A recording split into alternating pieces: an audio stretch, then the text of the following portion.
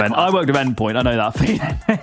It's not ideal, but it's also that when you lose such like centerpieces, it normally is more. It's not more. Normally is more than just like a straight plug and play, because even if you got somebody that maybe positionally is well suited, maybe they're not as vocal.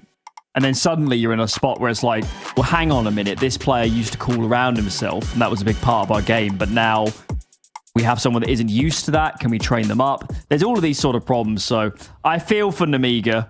The old guard here have seen a lot of great talent slip through their fingers in recent times. Yeah, absolutely. And listen, when Jue was getting picked up by Spirit, there was a lot of talk about whether or not it was the system of Lear that made him shine. We're going to have to see whether or not Sawalio can live up to those expectations, or whether this newfound Monte are going to be as deadly as we're trying to make them out to be. Lear, good kill to at least keep them curtailed over on B, because the opening exchange actually favored Monte, but they pushed for more. But Azu goes in for seconds, but they've taken the A bomb site in the meantime. Nobody's looking towards Bemis. There is Xanta in A main, but he's got way too much to cover. Bemis, a little bit laboured, but finds his man. Surely Risky Bob here gets poached. He doesn't. Stays alive. 2 fast kills. Azu coming in to try and finish the job. As Risky Bob here plays in and around Connector. Surely Bemis is there for the trade, and he is. So good team play. Very reserved as well from Monte. They gave up the whole site there, man. They were willing to cede everything, and you kind of saw why they never got picked apart. Yeah, and it might have been partially because of the pressure that was mounting in the white and brown holes, but just by clearing up towards upper B and Azu getting that secondary kill, I think they realized they'd been somewhat misled about the direction of the attack. Either way, some good shooting from Azu and Bemis. Bemis is, strangely enough, one of the youngest pieces on the roster, but is definitely someone that people will remember from his time on MOUZ, largely from the online era of Counter-Strike, where the only tournament that he won in his like two-year career with MOUZ actually was like an online RMR, Flashpoint 3. But I forgot about that. Found themselves in playoffs fairly decently. That is a throwback. Yeah, he did. And the thing is, like, when people think about teams like MOUZ, that was also entering into the period where they were starting to pick up younger and younger pieces. Tier 1 was sort of approaching that idea a bit more. Before, you had to be like 19, 20, already a couple of years of league experience before they'd give you a chance. But it was the dawning of a new age. Bemis was 17 at the time. He's still so young. That's the thing about these players that come up so early, is there's still massive scope for them to improve. You might look at them and say, oh, they've been around for 4 years, but they've still got a decade of CS left in them if they want to take it that far. Oh dear. Given a double disconnect, I suspect they're playing on the same IP address or whatever, same building. That is not ideal. And am I right in thinking, Michael, that damage was done? So there's no way out of that. Yeah, I don't think there's anything that they can do about this. It must have happened. I would assume it would have happened almost instantly, because this is something that actually happened recently, is a 5-man disconnect. Oh, that is bad. Yeah, we had a 5-man disconnect on an Ancient not too long ago, but it was also after damage had been done. But this also happened so quickly, and it's not like the rest of the team were out of the equation either, so they just may not have known, or might have just happened too fast. And a death after time to rub salt in the wounds. They didn't have to do him like that, really. Well, not a lot to say about this one. Monte handed a freebie, to put it mildly. It seems like they were already back in, so it must have been a real kind of freak drop rather than a full-on loss of internets. If they keep a nice calm head. Get into this eco round. Now, when we saw Monte yesterday, the big talking point for these guys was they had a lot of advantageous rounds, quite a lot of 5v4s, and Don't want to bag on them too much, but they did blow the majority. Okay. It was definitely a series where if you looked at it on paper, you're like, wow, this didn't look that close on the score lines. But they did not lack for positions to make that a very competitive game. It wasn't the opening kills, it was the mid-rounding, which was suspect, to put it mildly.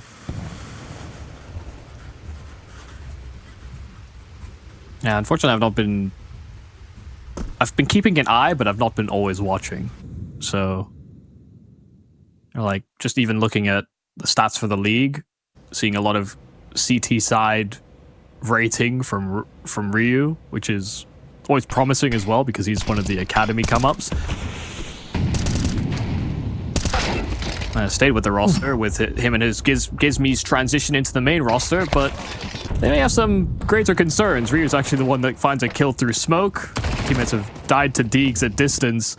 It's Afro that's now looking to close that gap, so those Deegs are a little less threatening, but he runs out of ammo on his fights. So he does get hounded down by the Glock of all things, and Bemis will stabilize. 3 kills in for Bemis against the pistols. So it'll be a 3-0 start here for Monte. It's got a little sketchy, but I guess 3 Alive is about on par in modern CS for those sort of rounds. And now the guns are out for real. Fingers crossed, touch wood, no disconnects gonna get in the way of this round. Afro's on the big green. And let's see where he deploys.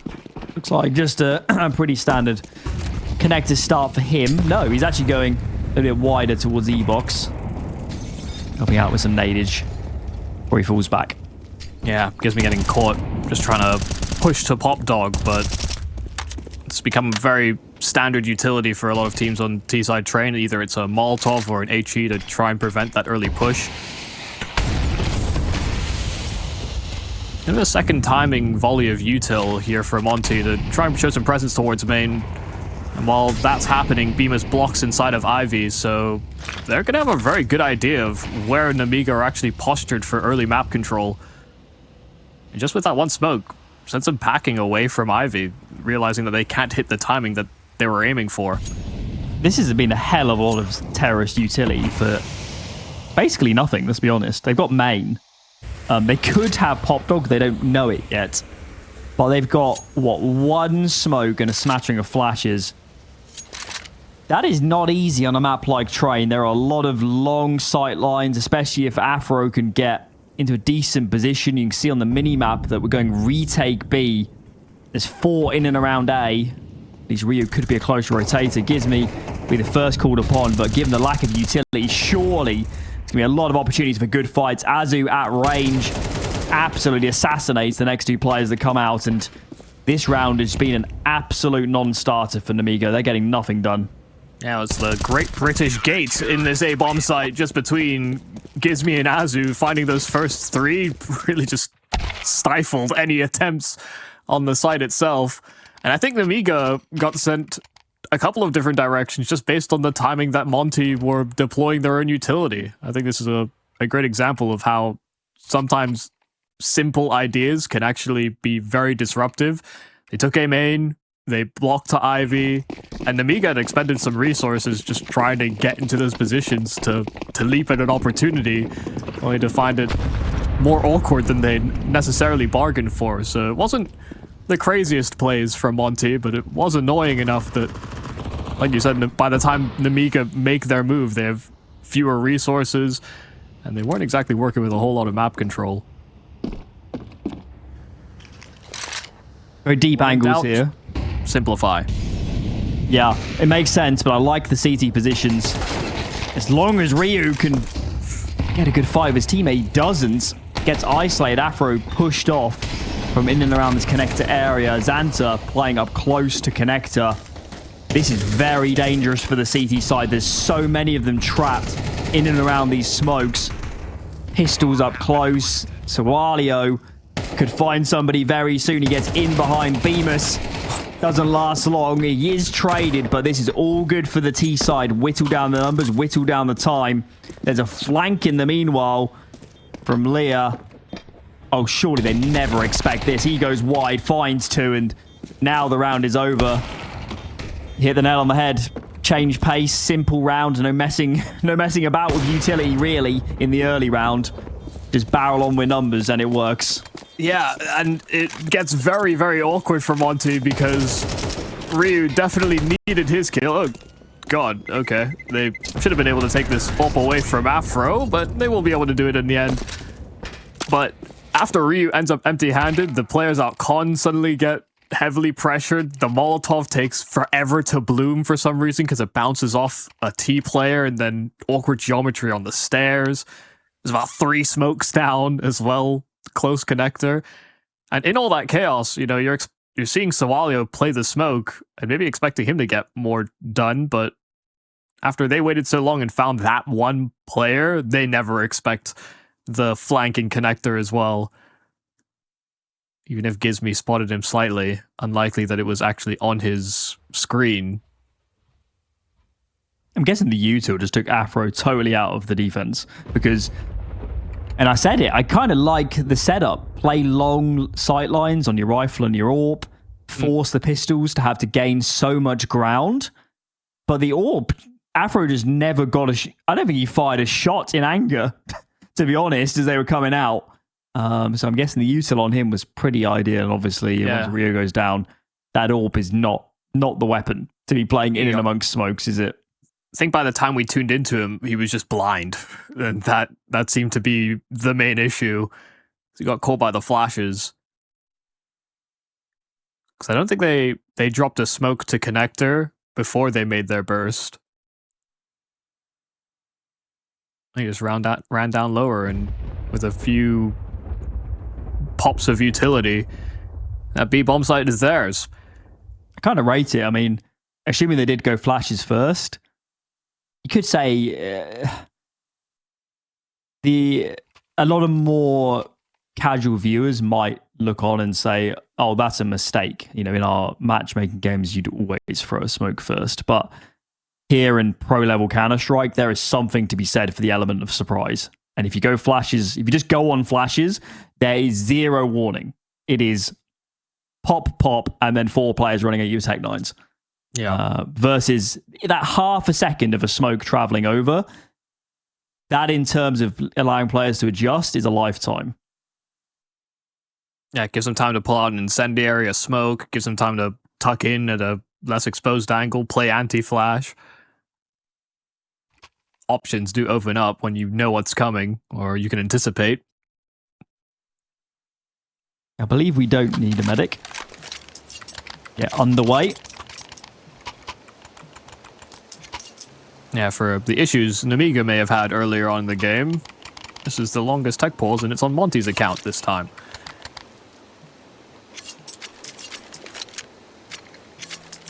It does seem as well that, you know, if we're looking at that round for Nemiga, them simplifying and hitting that B bomb site, expecting and, you know, having these flashes that go deeper and can catch long rotates, may also be a bit in the scouting report as to how Monte likes to approach those anti-force buys.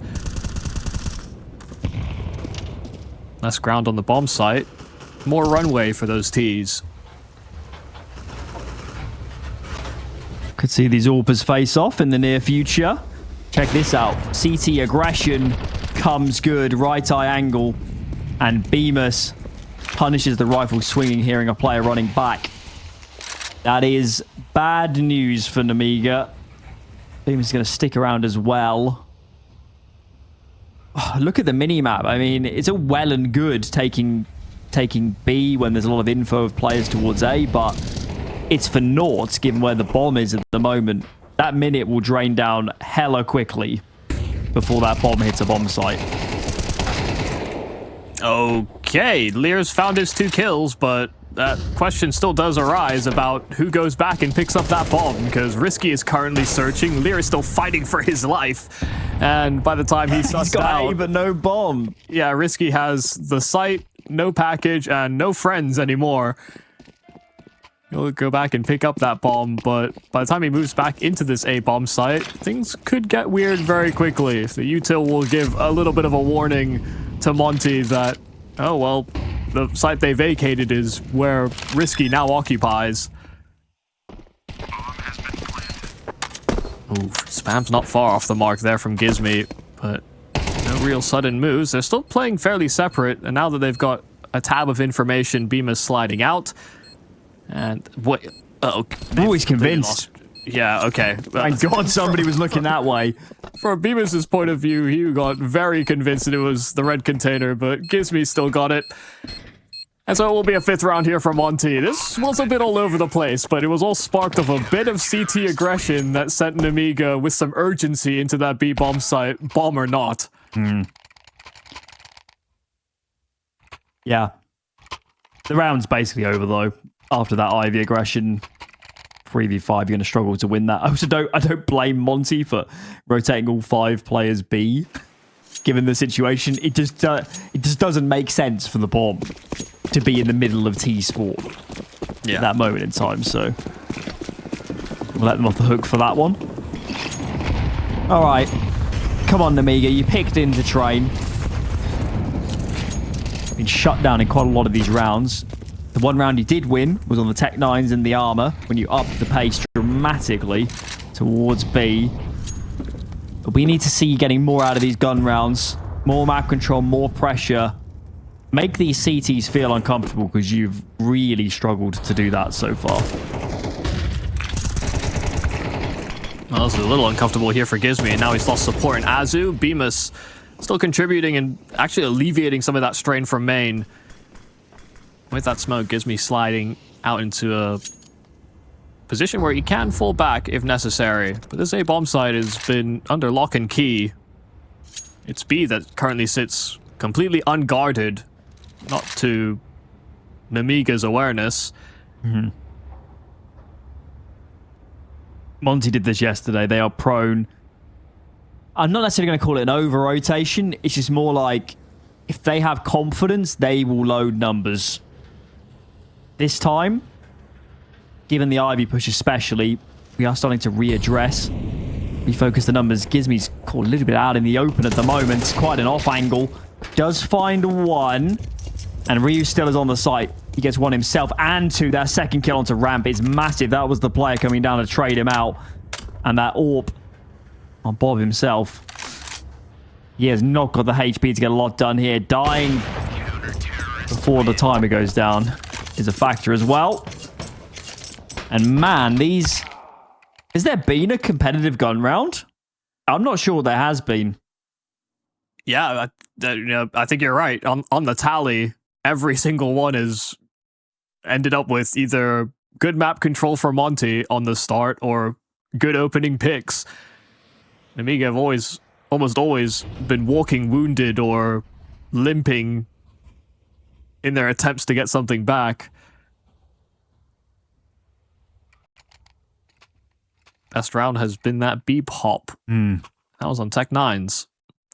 They wouldn't have known it, but on the previous, had they sped up somewhere in the region of 5 to 10 seconds, they might have hit that bomb site with nobody or players just rotating in. So as this game develops, we're interested to see if that hesitation continues to be a factor.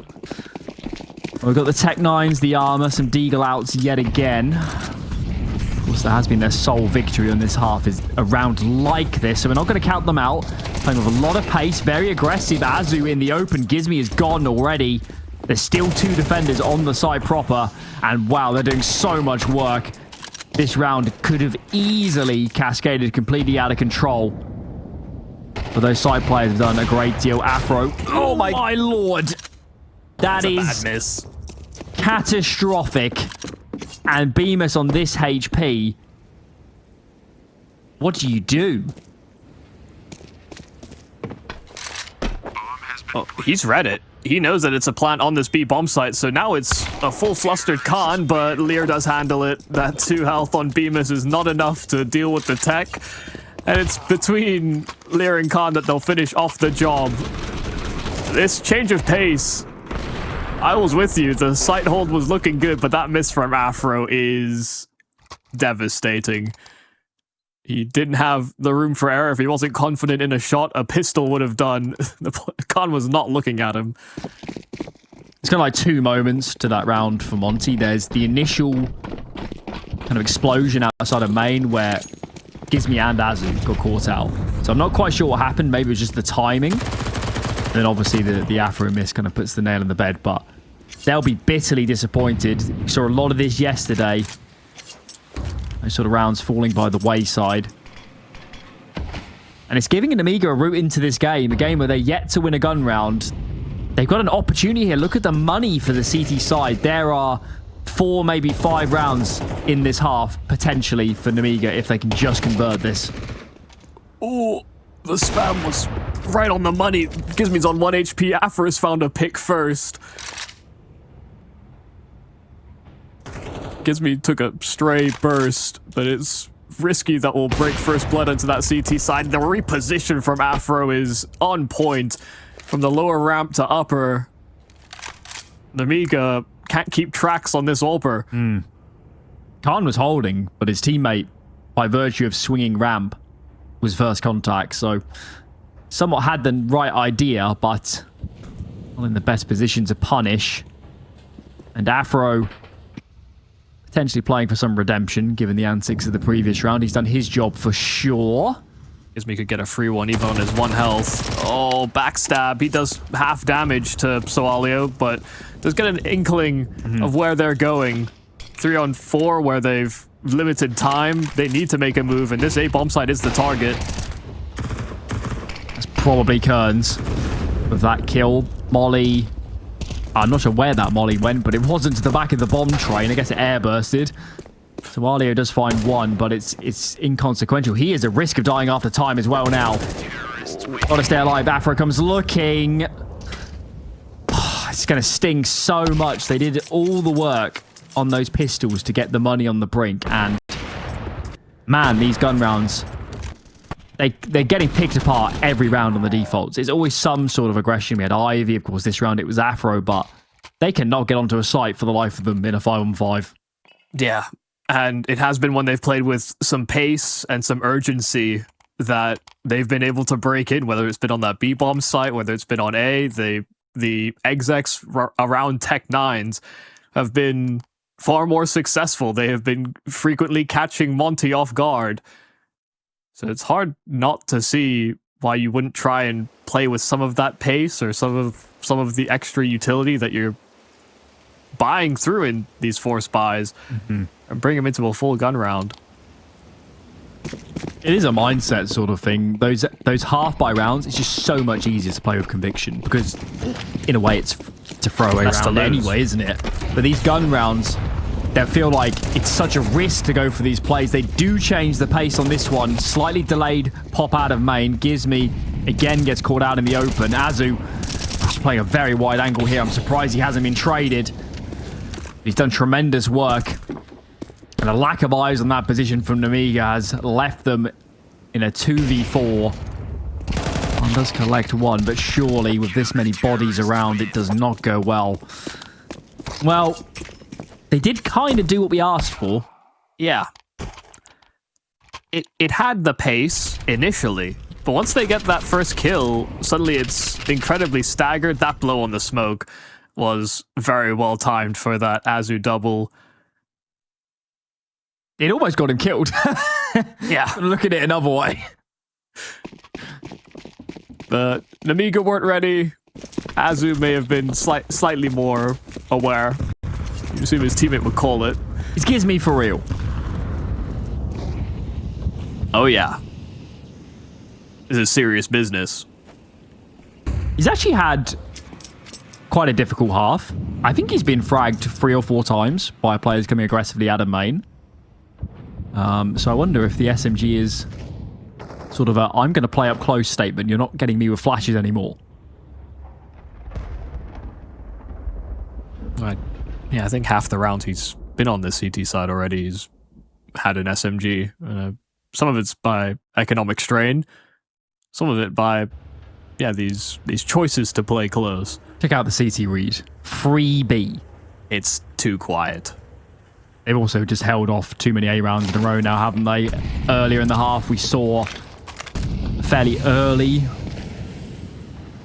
B-pop. Very similar round, I'm guessing, coming out here. Gizmi plays anti-flash. Bemis is collected as Gizmi's looking away. It's not too bad for this T side, and they find fast frags. Yet again, the pace, the explosiveness seems to, for whatever reason, open up massive gaps in the defense.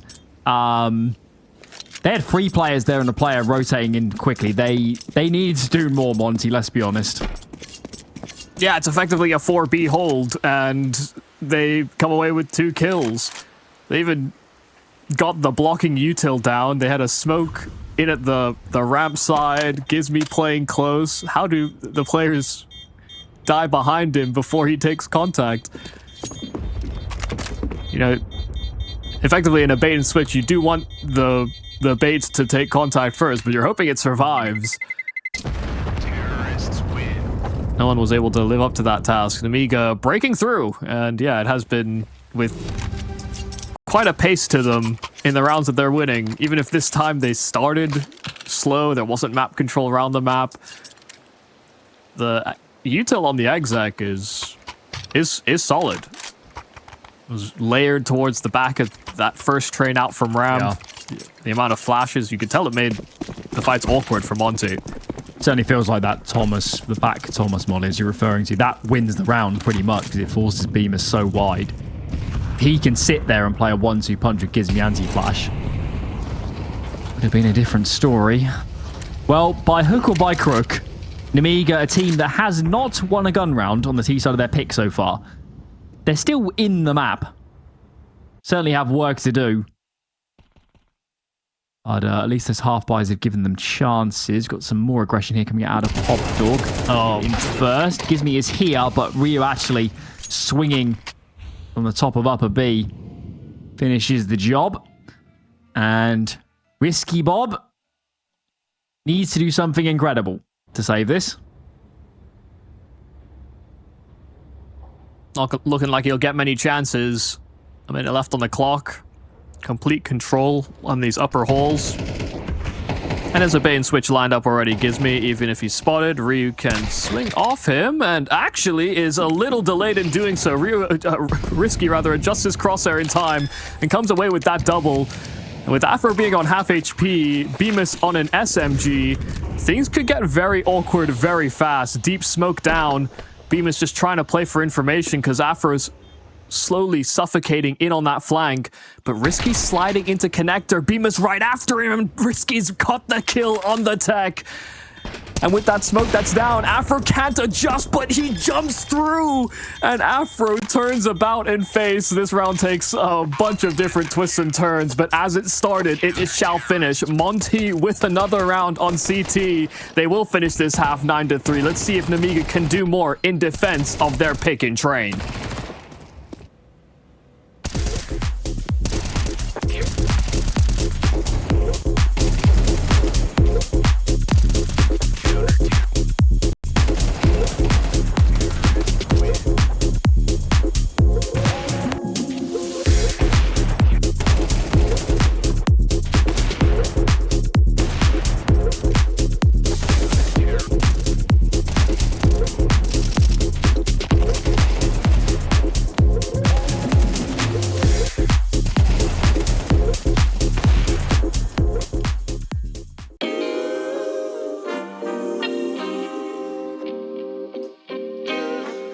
Sometimes you gotta pray for a victory. Yeah, I'm overzealous when I'm thinking about the cash flow. I never had no handouts, just came natural. I've been testing so much, all these restless nights, all these different situations that I've been through. I seen pain trying to creep in through the window, but now I'm sliding through the hood in a benzo. You gotta separate yourself just to elevate. I keep some drink in my cup to see through the hate. Sometimes on the road to glory, you gotta press the brakes. I got a lesson plan for all my past mistakes. I swear I'm proud of all my best and my worst days. Proud of all my feet when I touch the ground. Front of 8 at Beijing, man, they know the sound. I know I made mistakes, but my mama proud. Fans scream my lyrics out in the background. They ain't know me then, but I'm hot now. They say life's a gamble, you gotta roll the dice. I risked a lot of different things just to live this life. It's life down bad, you gotta pay the price. I've been through hell and back, just to live this life. They say life's a gamble, you gotta roll the dice. I risked a lot of different things just to live this life. When you down bad, you gotta pay the price. I've been through hell and back just to live this life. I'm faced with a lot of different choices these days. Do a rock and roll Lex account of Blueface. The whole world know my name off a mixtape. I still got the same brothers since 6th grade. G-Wagon red seats, we on Biscayne. Trips to the Florida Keys, we imported these. Thanking God for the life he afforded me. All this jewelry on my body, I could light the hood. I need a brown skinned chick just like Megan Good. Holding up every promise that I ever made.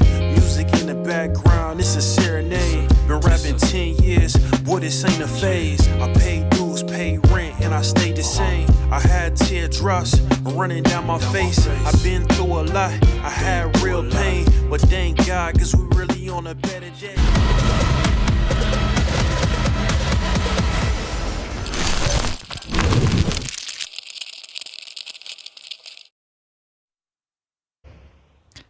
Close but no cigar with that clutch attempt at the end of the first half. May have given the Monte fans a bit of a fright, but all in all, they're well ahead. They're actually yet to lose a gun round in this map so far, which take from that what you will. At least their gun rounds have been convincing. And individually, Afro, Bemis in particular, these guys have shown up to play today. Yeah, anytime they tried to go to that A-bomb site, it felt like there was a great difficulty, and it was largely due to those two. So we'll see if they're going to be tasked with that same amount of impact on this T side. Bemis taking first fights in towards main. Afro tried to support him, but on this P250, Bemis, it's a whole lot of missing, and those dualies are not going to be as forgiving. They run Bemis down. They do get access to this B-bomb site, but that's the kill they needed. Xanter was the one that was keeping tabs, and they've got progress and that plant now down. Close access to Con as well. Gizmi can siphon, rotates completely, and with Lear on low HP, it's all about that flank. Ryu's the only player looking at all in this direction. Azu as well is looking into CT spawn. I don't entirely blame them. It's a nice idea, but it has left Ryu a bit of a sticky position.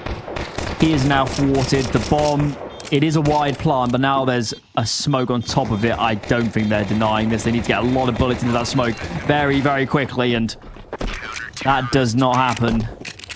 Unfortunately, didn't really get into a good spot on that retake. I was watching Xanter, and I was thinking, this man needs to play retake, and then he runs straight onto the site. Not ideal.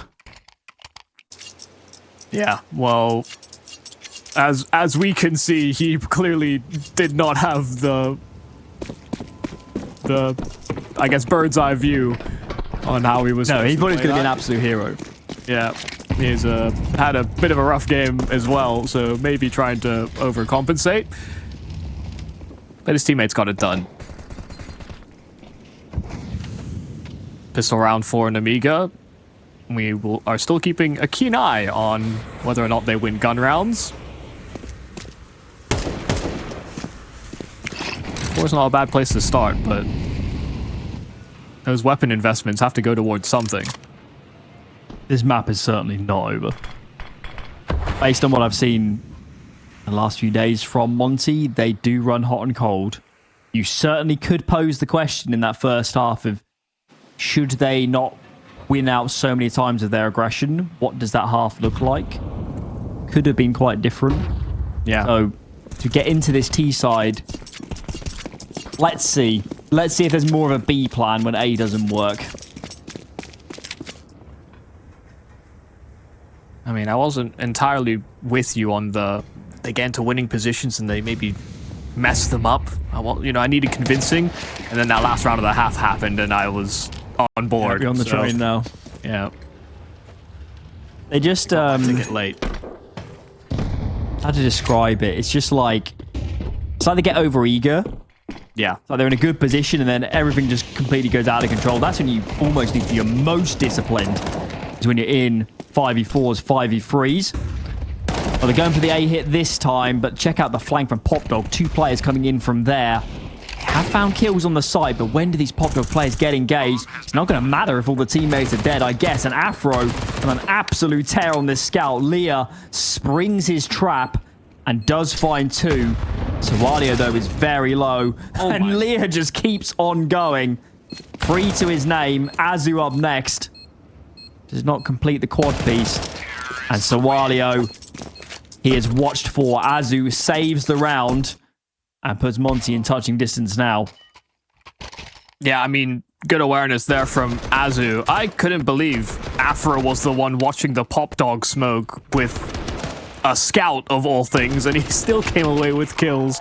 Came away with 2 of them from E-Box before Lear finally made the round a whole lot more interesting. You know, and for the game that Bemis has had a steady hand on defense of that A bomb site especially. He had a very furious wiggle away from his target. But Khan can do the same thing that Afro can. On his scout, he breaks through on an opener. And we've seen Nemiga empowered on these rounds. Certainly have. I guess the difference is they can't set the pace. Hitting CT side. That said, second kill collected. Frankly, this round is pretty much the only way Nemiga gets back into this map.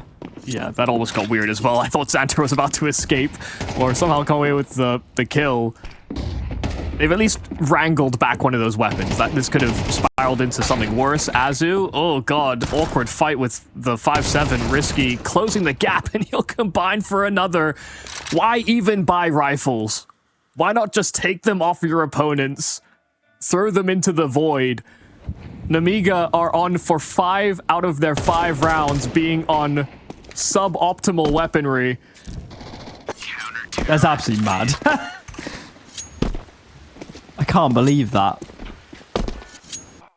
And they have so many survive and pick up those rifles that they've just ripped out of their opponent's carcasses. Pistols are keeping them in this map. And they've only won 1 pistol round. That's the mad thing. They won 1 pistol and they actually got reset. Yet they're still somehow on 5 rounds. I'm a little bit... I haven't watched many games where a team's ability on lesser weaponry is this blatantly held them in the map. Yeah, it's not supposed to be like that. I mean, they got to that point in the first half where they almost broke the money. And it would have been quite a different scoreline. They've got that chance again now. There is nothing in reserve for this terrorist side. That is a timely molly to stave off the hit. Win this, Nemiga, and we do have a map on our hands.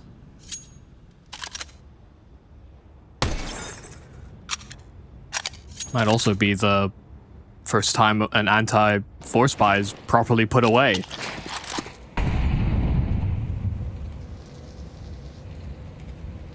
There's a lot that can change just by shifting the direction of the sails.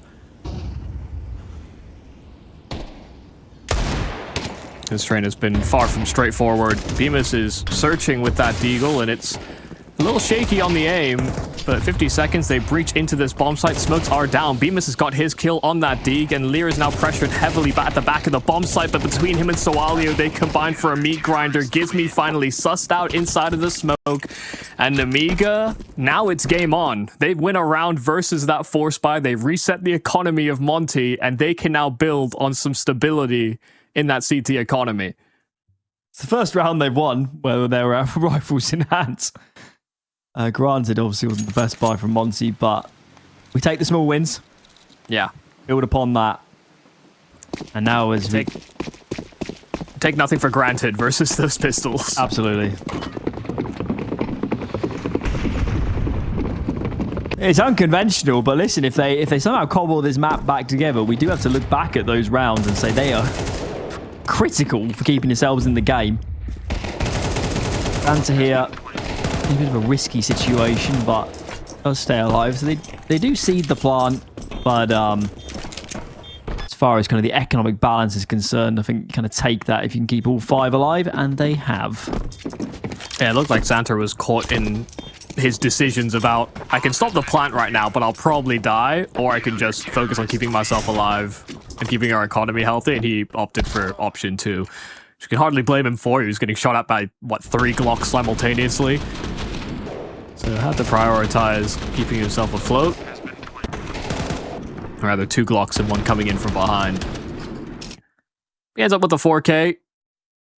Doesn't necessarily defend that bomb site, but you make sure that things don't get out of hand. This will be the moment. The Monte continued their spree of rounds on rifle versus rifle.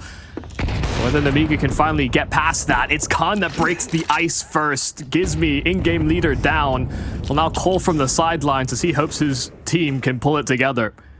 Just been unleashed on this CT side.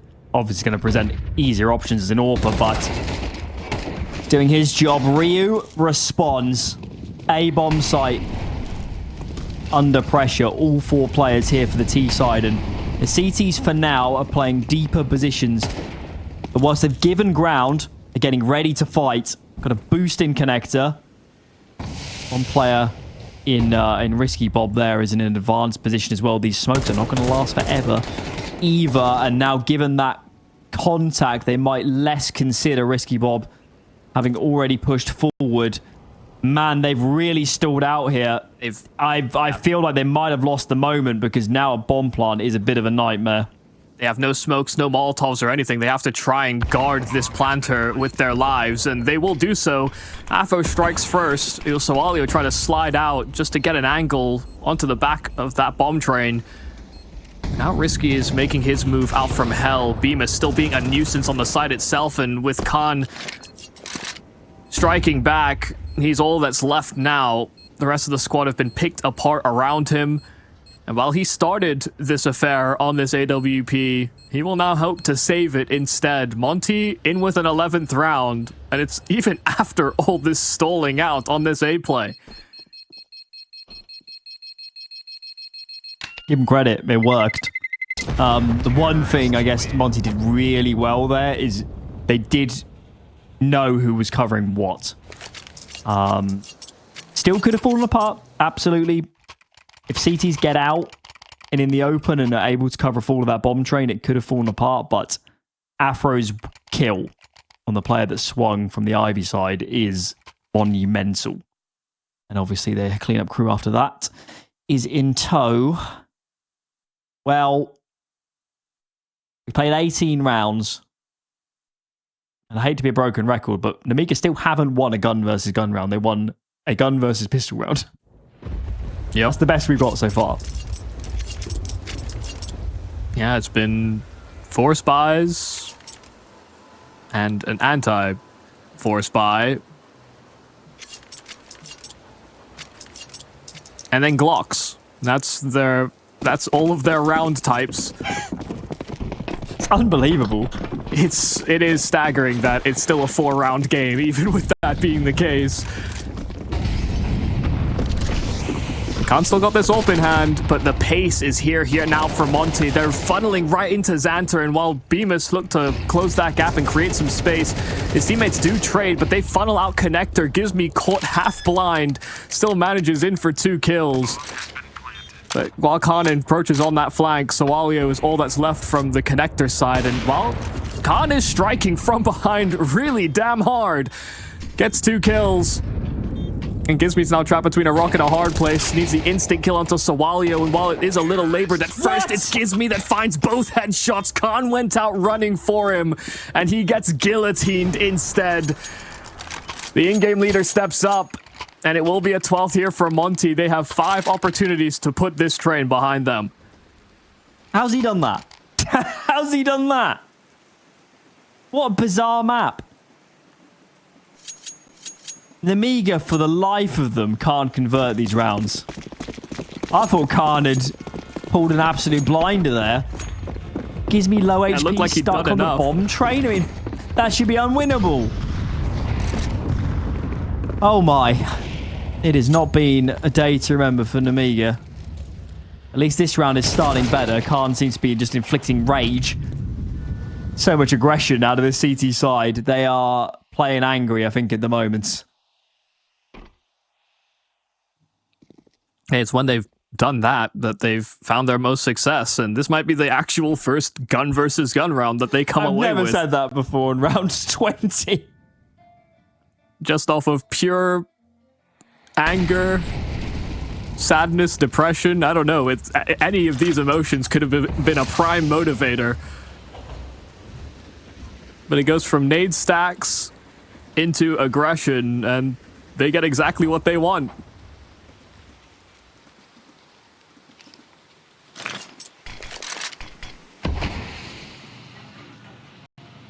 It's definitely a burden of responsibility for Nemiga in this game, given that they picked this train. You can't, yeah. There's been certain struggles. You can't pick a map and win 0 gun rounds. Especially when the force buy executes looked so damn good. They would have won those rounds doing exactly the same with rifles. That's the crazy part. Maybe. What a bizarre map this has been, and as much as Nemiga they keep feeling like they're on the brink of making this a map, they have no wiggle room now. And clearly, given the way this map has gone, it's just hard to believe they're going to get through 4 more rounds without there being, you know, a pretty big opening as far as Monte is concerned.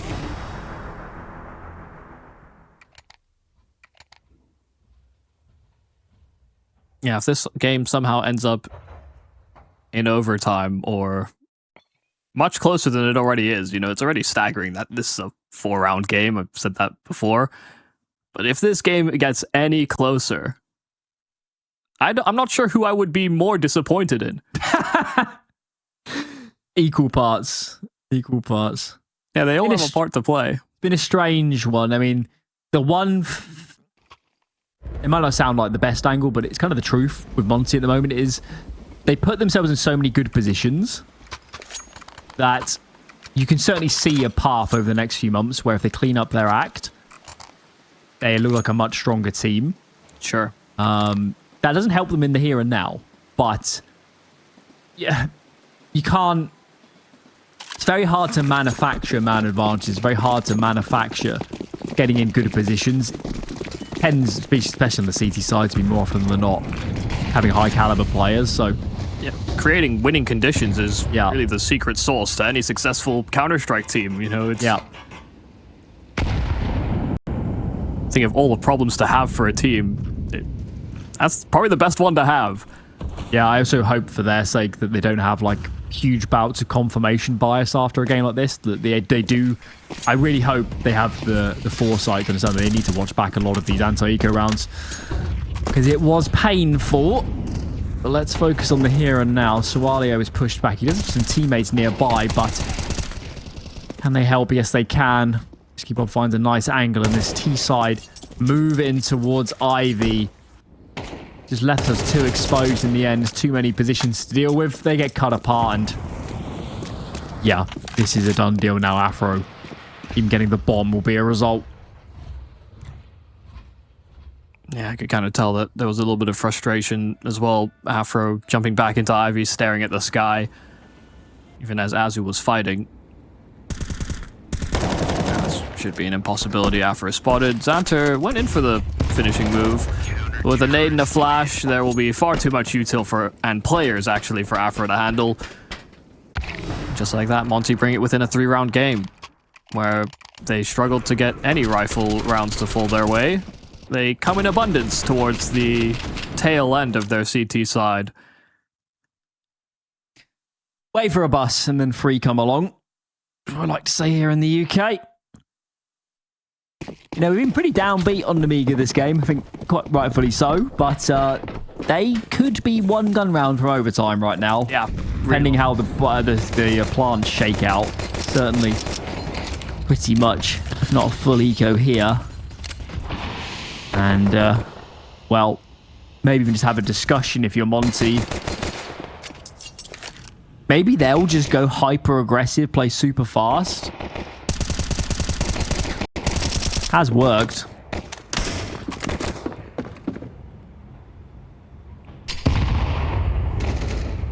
That's why I was asking that question of who do you even blame if we get into an overtime, because listen, Nemiga have had their problems, but if they persevere and they suddenly get their act together, then, you know, for all those winning positions, for all those 4 spies you lost, Monte will have seen this map slip between their fingers. Nice I have a suspicion if you actually tally up the win rate anti-eco and anti-4 spy for Monte, it's not great. It's well sub 50%. It might be nearer 20 or something during this map so far.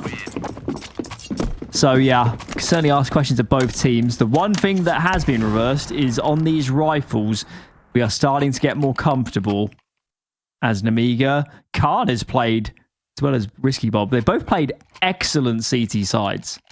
Guess Lear's in that pack as well. This is a match. We also didn't see Monte pause a lot yesterday. Sure. So keep tabs on that. Could have done with one here, I think. Maybe one on the round before as well, because this gun round, this is massive. Yeah, where do you find the gap? How do you find that weakness? How do you make sure you don't get picked as well by that Khan AWP that has come alive in this CT side? For now, they will forego a lot of those starting angles, and they actually punish Sawalio deep searching inside of Ivy. That may be an over-eagerness here for Nemiga to find an exploit. It's Khan that looks to fix that gap, catches Bemis on the jump spot. That's great awareness there from Khan to bring this back to 4-on-4. But look at them move into this B site. There's an urgency here from Monte. Xanter in an off angle, and while the flashes will keep him at bay, his teammates are getting blocked completely. There is no support breaking into this B site, and so Gizmi can simply hound him down. Man advantage and bomb down. Nemiga need this retake. Surely this flank has to do a lot of work. Who reroutes towards the upper side. Also, you've got one player connector, one player CT spawn. There's actually nobody looking right now towards upper. Ryu's kind of dancing between angles, but potentially if he loses his teammates, this won't be to massive effect. Springs his trap, laboured first frag, needs to find more and quickly. Time, I think he'll find, might be gone. Ryu just needs to stay alive. And he finds the kill anyway. 13-10. A little bit laboured, I think it's fair to say, on the T side, but a win's a win. They've taken their opponent's pick. Yeah, and push come to shove, the late stages of this game, Monte come in with a solid reaction. They get the punishment kills. Early standard CT setup. And they're quite intent on fighting for mid. Bob is out in the open. He's getting forced back into connector as teammate and window is pushed back by the smoke, and Lear decides, I don't want any of this without helping my teammates. Bob continues to play in and around the smoke, but can't deny players getting up and onto short, so plenty of control. And Azu, surely with all this movement elsewhere on the map, is unsighted. He finds the jungle player. Now it's just Sawalio in defensive A, and he is pretty much isolated out of the game, stuck behind Ticket. This is incredibly difficult now for the CT side. Khan needs some quick shots if they want a way back in.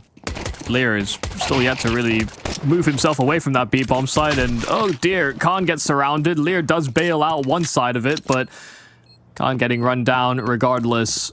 So now it's a Lear 1-on-3, but he does have a kit and a smoke. Open plant, not exactly nestled up against any of those boxes. If he breaks into that smoke, he can jump that bomb, and all it takes is a few misses. He has armor as well. It's not like this is completely naked, but getting close enough to that smoke was more difficulty than it was worth. And so it will be a Monte round. Great, actually a great job sort of forcing the hand of Nemiga to make those rotates, because that seemed to be the plan from the very start, to get Azu into that forward position window, make them uncomfortable, and then spring up connector once Azu found his frag. Yeah, it's also rare that you'll see that much util on a pistol round, but it was needed. But Nemiga were really intent on fighting for mid, but they just couldn't once the smokes bloomed. So a nice kind of layered round, do you like to say, for Monte. And an eco to follow here for Nemiga, so they're not bringing much to bear. There is a bit of a stack here towards balcony, but looks like Monte are defaulting elsewhere for now. So they're not too scared about that. And they hear the smokes in mid. They take a timing into Palace, and so that stack on A has pushed through. The extra information will be nice. Might not come to much. They can't rotate. This taser needs to work, and that was not ideal. Not ideal. Bemis here on the trade. Nice kill from Bob. Was that a P2K or was that a P250? It was P2K, and I don't think he had head armor, so that's why Afro died instantly. All it took was one headshot. Serves him right. Yeah, buy head armor, folks. Especially when you're up against these USPs. Not always going to save you, though. Azu had head armor. He still died at range. Can only do so much. I think there's a Galil to be retrieved on short, so the fact that everyone has run after Lear here is a little strange. I thought somebody would still stay short so they could throw that weapon over to him after he hounded down the kill.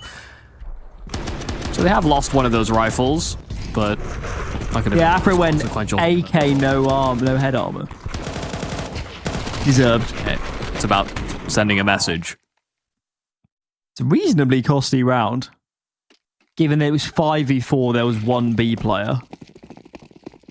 It puts them in a position here where lose this without a plan, and they'll probably force, but it won't be ideal.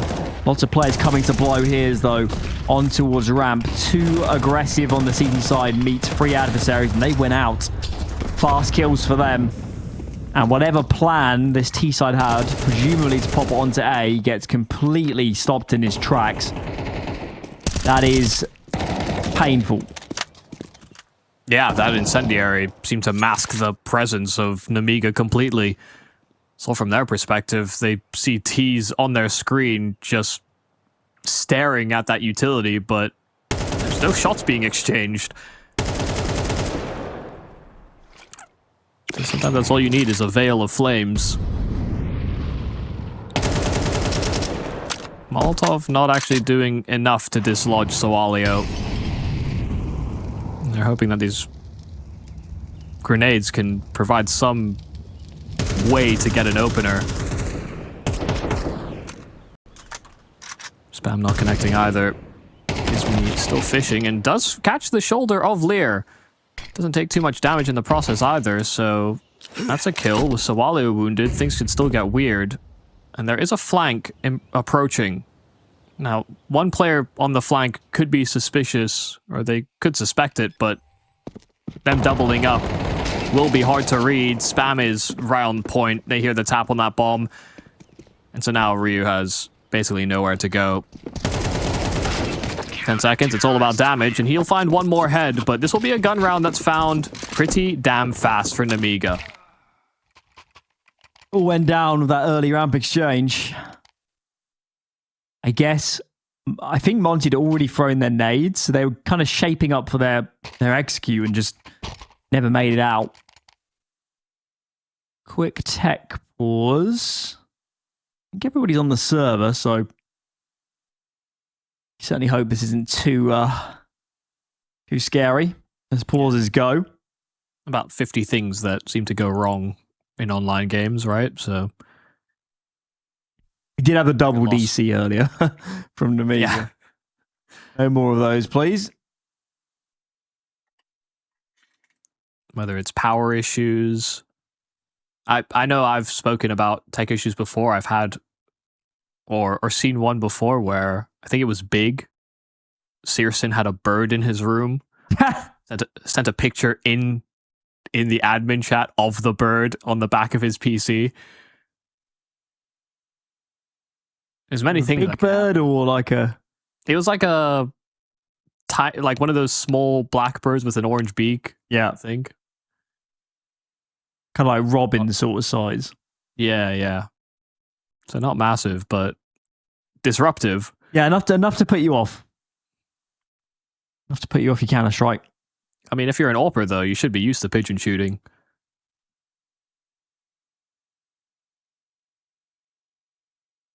Only in the game, of course. I had a cockroach fly onto my face once. But that was between maps, not during. So yeah, and you're not allowed to call technical timeouts. no. I know, I would have had to keep on going. Okay. So Nemiga. At least standard setup for them. Monte certainly shaping up for A, but it's a different approach. One mid in Azu. And if they pulled the pin, the bomb was ramp. Now they're doubling back. So for whatever reason, I guess they felt like a bit too much resistance. Kind of sorting out nades here. Azu's given mid though, so they're going to need to work to retake that control. Probably hear that. I know players were on short, but that doesn't help you too much.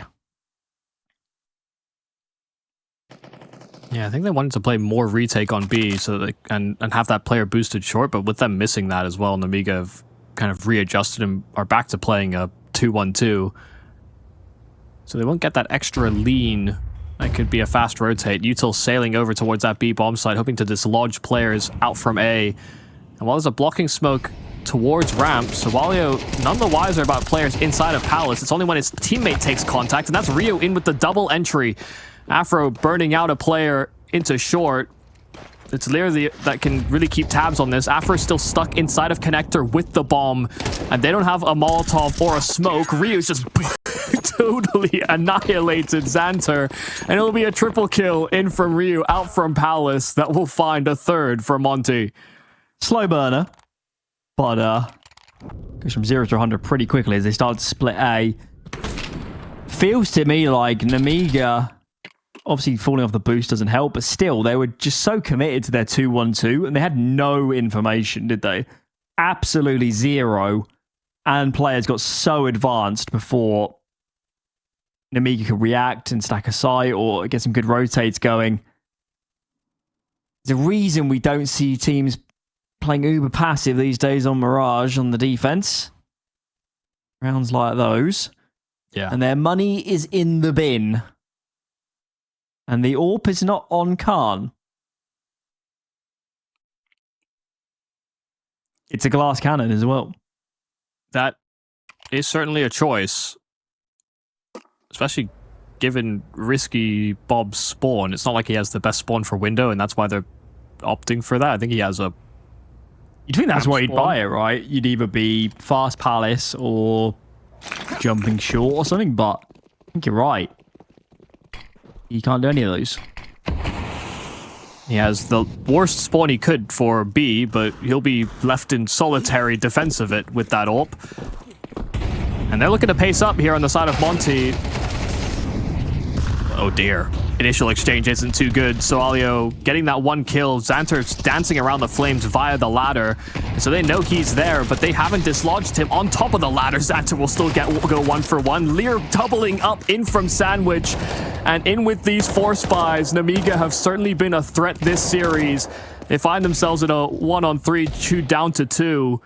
Afro hoping to battle back, but there's Risky on that glass cannon AWP. Afro only need hit a headshot. Tag him before Risky clicks. Because Khan is low. Oh, that bomb is out in the open. Oh, the jiggle out from Khan is well timed. Extra damage. And that means that Deagle is doubly dangerous. No longer need that headshot. Risky once again taking that line, but Afro just so unwilling to commit to the fight. Risky misses. And it's now a change to the SMG, but as he adjusts, Risky will hit the flick. And so Nemiga answer where they maybe have no business, in with a 4 spy. Such an awkward round. Even that 1v2 was hella doable, given the glass cannon, given the low HP on the other player. Okay. The real annoyance for Monte will be they took a timeout before that round, likely talking about how they were going to deal with that anti-force.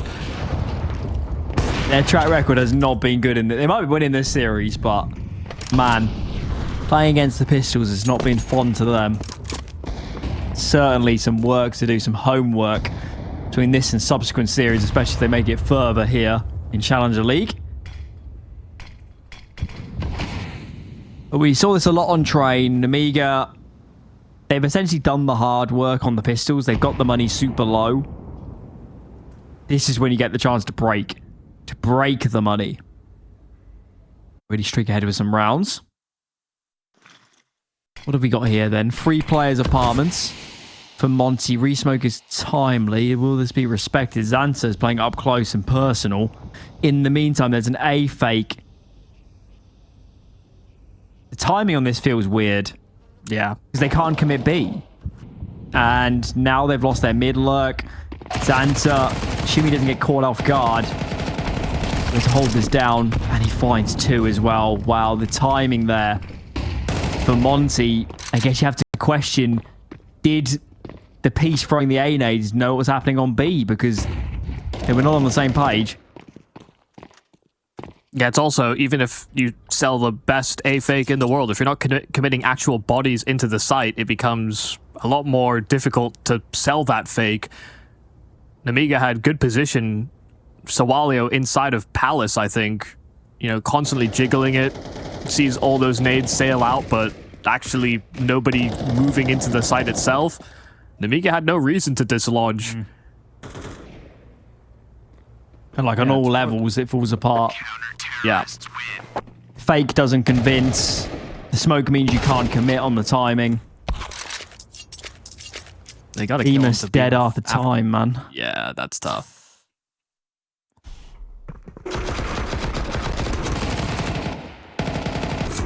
Not ideal. There's certainly some added strife here for Monte. Nemiga now back in with a 3rd round, so they've tied up this game and have ample opportunity to take the lead. Afro, the only one with a weapon that he saved over from the round gone by.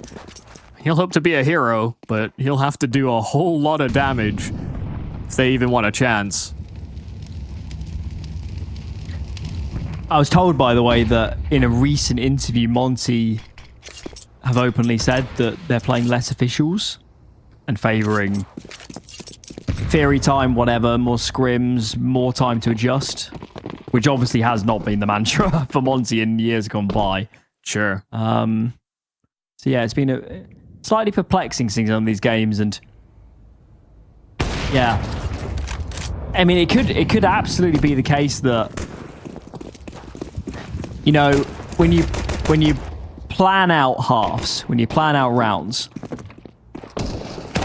pretty far down the tick list for a lot of teams is how do we approach anti. Because, you know, it's first thing is your executes, your CT setups, these sort of things.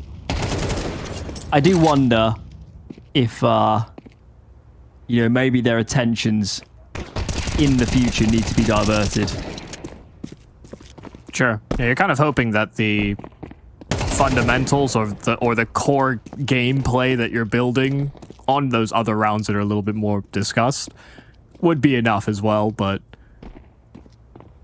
yeah, there's many layers. A lot of teams actually as well at this level seem to have, you know, a couple of pocket strats that they love to run off of force buys or low buys. And so being able to adjust for that is important. I feel like you see it a lot, especially in South America, actually. They love a good burst strat. They certainly do.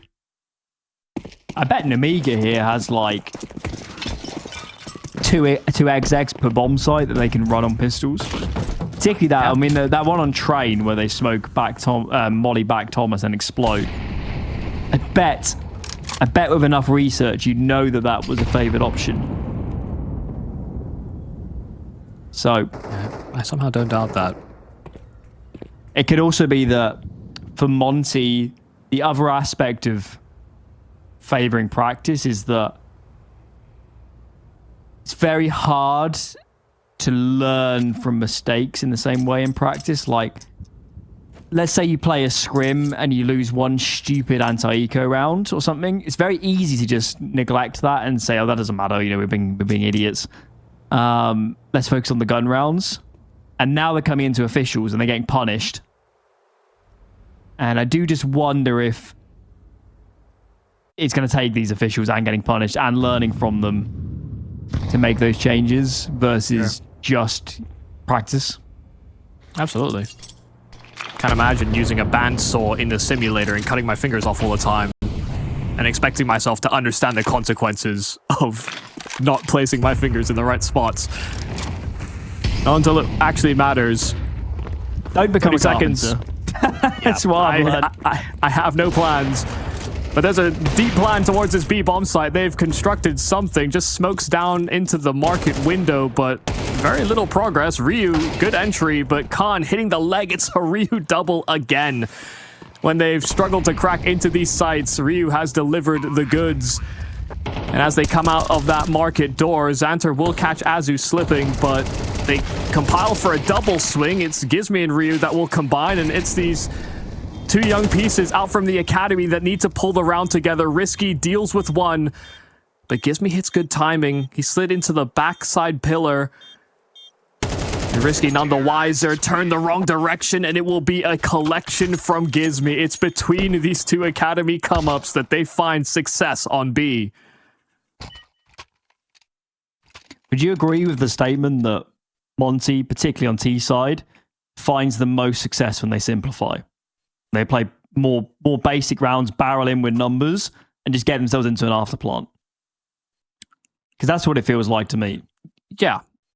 The more moving parts for them, the more scope for communication mistakes, the more scope for, we saw that round with the A fake that probably was never going to work. Versus these rounds, you're always going to give yourselves a chance. I think that statement is probably true for both teams. It's how I would have described Nemiga on Train. It's probably how I would describe Monte as well. It does seem as though there are components of the communication structure or how people are thinking in the rounds that is getting muddied with added layers of complexity. So I don't disagree.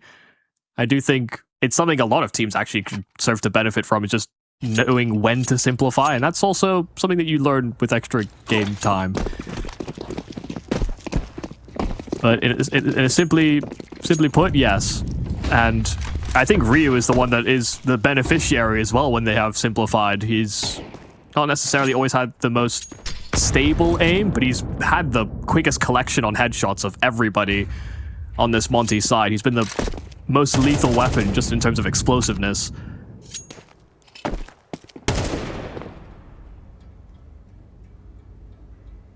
CT side Mirage yesterday, Ryu A anchor was unbelievable for how quickly he was killing players coming out. I mean, completely unreal. Playing off angles onto Palace, never take a bullet of damage, sitting in a ticket box and just popping heads as people run out of ramp. So that'll be interesting to see later on in the map. Yeah. Seems very high sense. Risky business on A. Look, they're playing one player in sandwich. Guess it will be alleviated if Khan can get into spawn. But again, we've kind of seeded mid as the CT side, and our spidey senses are saying there needs to be a reaction here. Take ramp, aggress B. There is a bit of a move up short, but I don't think these CTs really know what's coming right now. Well, they're going to have to figure it out. Risky inside of ladder room has found his kill, and he'll actually deal with Afro as well, just as they try to break through those smokes onto short. That's the bomb dropped at their disposal. 15 seconds left, and Monte realized that they are not winning this round. The bomb could not afford to go down there. Yeah, they wouldn't have known it, but that playing so heavily into short paid massive dividends, didn't it? They basically just had two players either side of that bomb in the end. Yeah, and really, the timing for Risky couldn't have been better. He got a little jiggle spot onto Afro that was playing close cat on the AWP. got that smoke down, and then just slid his way into ladder room where he was never really at risk of being taken down necessarily, but could be a massive problem, especially with that time being low. If they hunted him in ladder, that takes 5 seconds away from them getting into the bomb site. And if they don't, then he could maybe even backstab them, but he somehow bypassed both those options by just killing them before they got past his angle.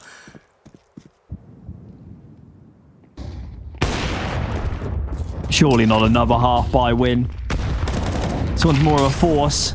And the collateral. Risky Bob. He's upped a fair amount this half. This round probably the best of the lot. And that has fully put the brakes on for this T side. There is... I don't think there's any way out of this. And what's that going to do to their money? Are they even going to have a good buy again in this half at the rate we're going?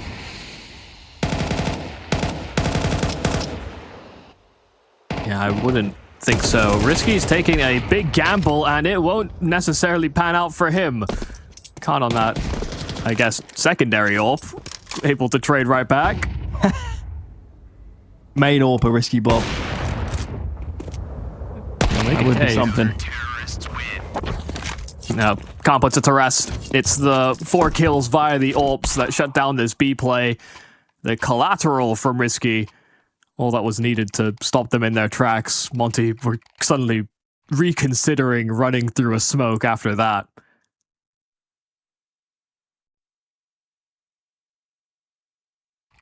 Hell of a half so far. 11-5 for Risky. Had a good CT side on Train as well. It's coming good for Nemiga the last few go-rounds. Certainly have lent their way. Could do with a clean one. I guess the next round is last anyway, but as long as they keep enough going here to have a full investment in the 12th, I guess that's A-okay. No frags for the T side. And certainly saw it yesterday, but use some pauses, Monte, and slow these games down before you end up in an unrecoverable position. Take a pause now. Well, see, now the confirmation bias would say the last time he called the timeout, they lost to the force buy. So really, they should just take everything in stride. Equally, of course, they never paused on map 1 and lost every answer. That's I'm not sure the maths quite checks out. May require more data. Certainly. Okay, it was a bit of a change up. I don't think we've seen any real mid aggression, and well, Gizmy seems to be prepared for that one. Khan gets a chance. Ooh, okay, good flash. Gives him another opportunity to face, but I think this T-side will be wise to that. Check out the mini-map. All 4 players for Nemiga and 10 on fighting mid. They have no ambitions to sit back 2 on each site and get split. They haven't seen a great deal. Oh my god. And now Khan, oh my lord, he's on the AWP as well. This is bonkers. But if he times this right, he could deal with the bomb. He could catch Gizmy at inopportune time. They could turn away, but Gizmy's laser focused. In fact, so much so he hits Afro in the head with his AK. They have to deal with Sawalio inside of the site. That flank could have been an opportunity, but they don't deal with that site anchor. First kill, Sawalio needed more. It'll be Risky that runs through those flames. Throws Risk to the wind. And he'll slide out into open position. Nobody has kept that market door covered. But they are suspicious. They know he will be close, and Gizmy will put a bullet between his eyes. It will be a 5-7 half on that attack. But Nemiga having a much more successful CT and a much more successful map than they did on their own pick. They may have a path to recovery, but we'll have to see after the break.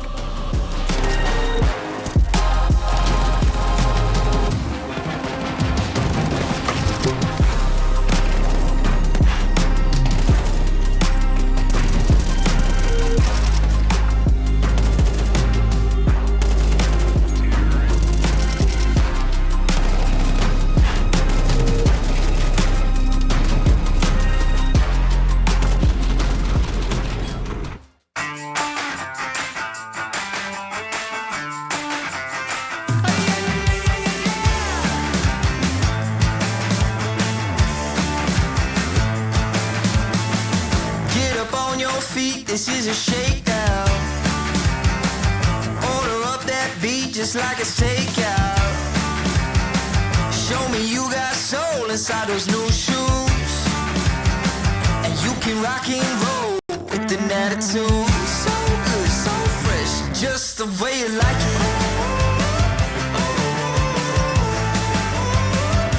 Just the way you like it. So good, so fresh. You're the new MC, you got the remix. Keep it on repeat, just let the beat kick. Everywhere you go, you bring the roof down. Everybody knows you got your own sound. So good, so fresh, just the way you like it.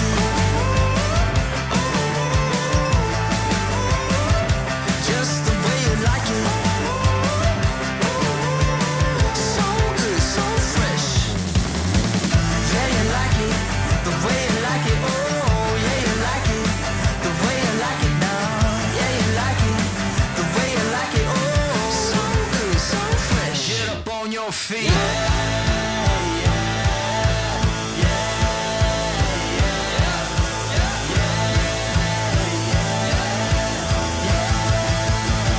Show me you got soul.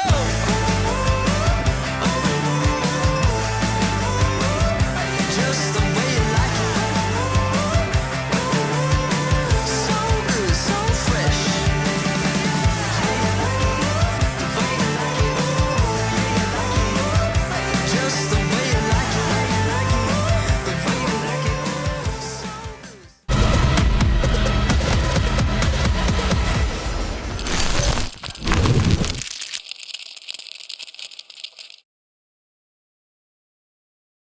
Second half here on Mirage. Monte one map to the good, but a bit of a troublesome T side. Means they have some work to do on the defense. Nemiga, in the meanwhile, if they get this half off to a good start, Dust 2 is not too far away. You said it before the map. Mirage, it's a decent map for both teams. And Nemiga are here to play. Yeah, we'll see if they have as many complexities to their T side as Monte expressed on their T side. Because the pistol that Monte pulled out was honestly quite interesting. Talked about how much utility they brought forward, what they were searching for inside of window. Nemiga are playing a much slower, less util heavy looking pistol. Is Afro pushing apps? He is. Flash comes in. So he clears the deeper lines. Gizmy's going to peel off. As he'll just cover the murder hole or something of the sort. Here comes the util. The A split begins to come in. Ryu dispatched. Teammate in sandwich does not last long. So, whilst Monte did have a lot of information, the A side defenders cannot hold firm. They get overwhelmed, and these remaining two for Monte. It surely isn't on. I don't know how you get into this round. Yeah, it's no kits, no smokes, and no one peeking here on the side of Nemiga. Without a big mistake to be made, it's hard to justify. Gizmy still scanning. But he won't be given fair fights. It'll just be kills on the exit for both Gizmy and Afro. But Nemiga will break through on this T-side pistol. Smoke to Con. Deep Molotov, a flash, and that bursts through connector into this A bomb site. Yeah, the CTs get swarmed before they know it.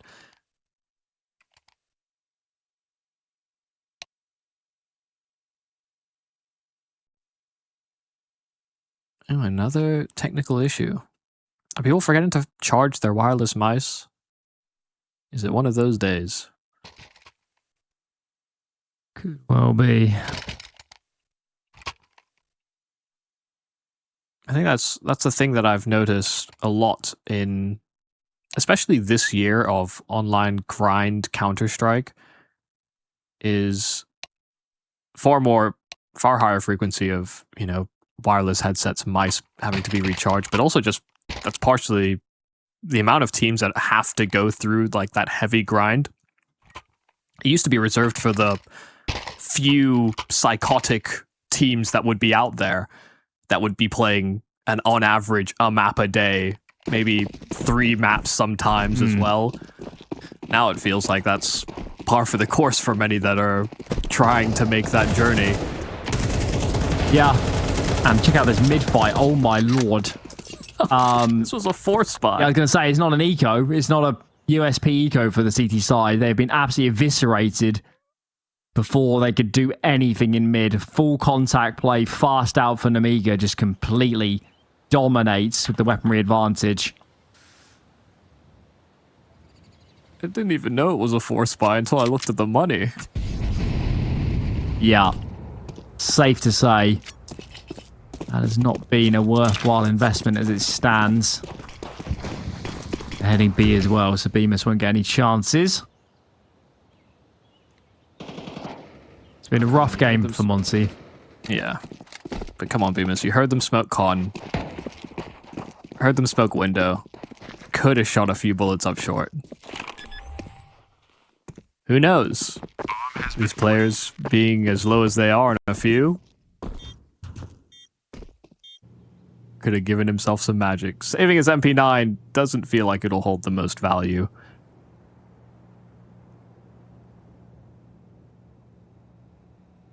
It's something you can afford regardless of whether or not you succeed in saving it. Of course, you won't want to buy.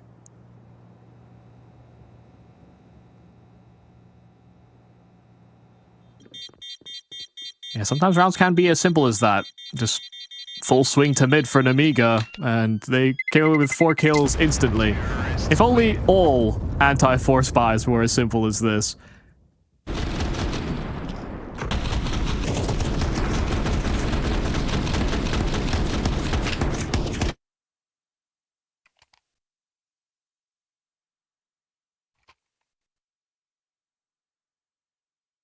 See if Bemis can get anything done with this SMG, or whether Nemiga are going to find themselves at 10 with no troubles. Of course, the third map in the pool would be Dust 2, should we get there. Nemiga map trailing, so they will need this Mirage. There's a flash lineup here for the 5-7 and that SMG to try and close the gap. They make a lot of steps, and Nemiga are put on notice. But they're not deterred from this A attack.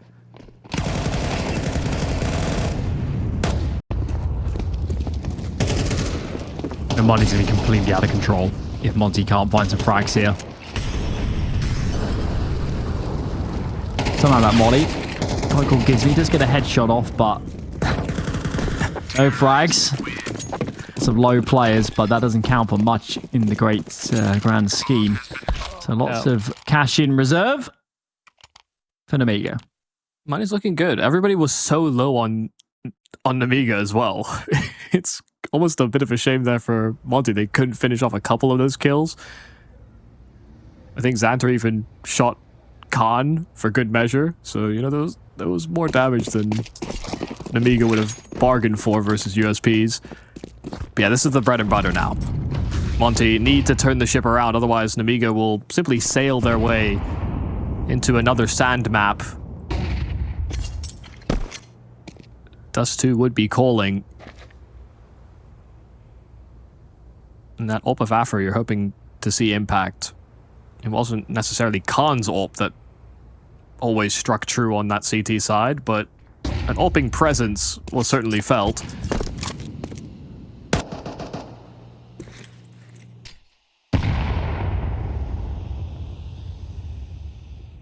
Also, for how many good holds Bemis had on train, he will need to step it up in this half if they want success.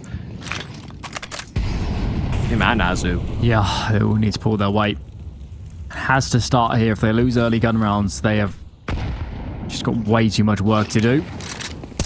Ollie surely takes Bemis out of the game. Not before he finds a kill, though, and ooh, just about survives. I guess go back and play bench or something of the like. Play a headshot angle. This double ramp setup is still in motion. Khan going in first. He has the bomb.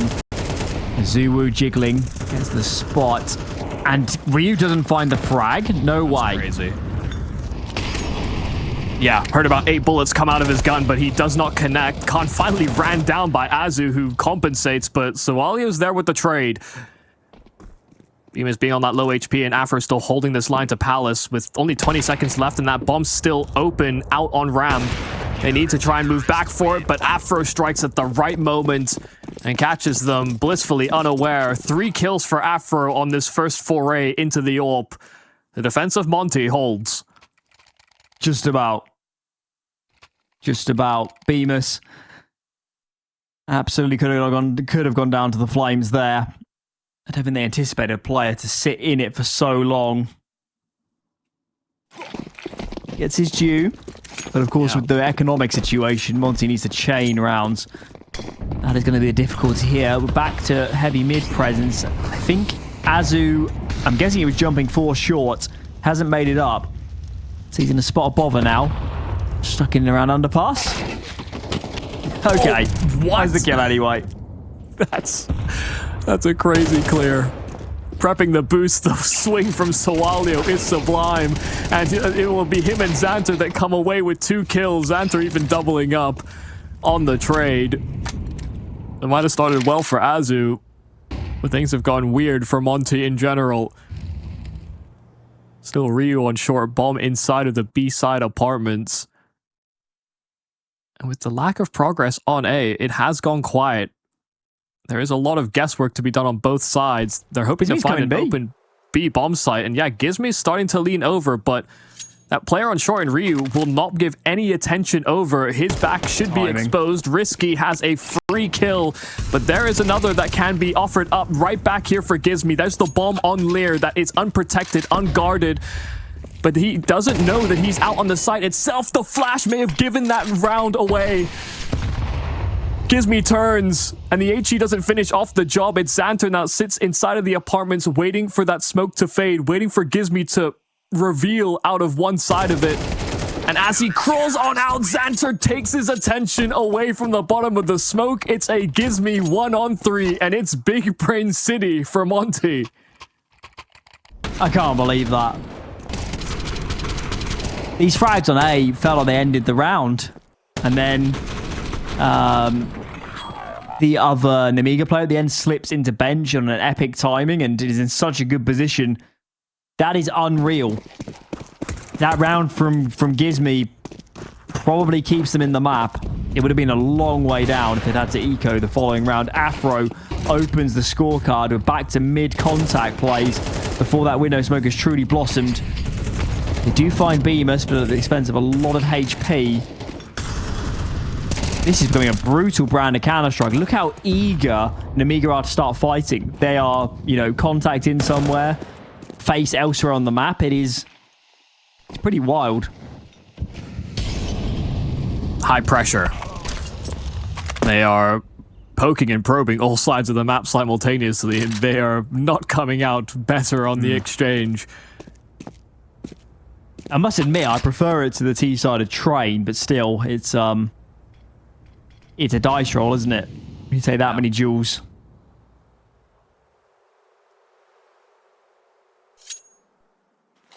And I have to say that neither team has done a particularly poor job of trading on those early aggressive moves. Whether it's been Monte to get the opener or Nemiga, they've found a clawback kill very frequently. This kill from Khan in mid. He makes his presence known on short, but that bomb is still dropped towards T-spawn. But it makes Gizmi unsettled. The fact that Khan was on short may have actually allowed Sawalio to get that kill as easily as he does. Khan is, gambling the A bomb site.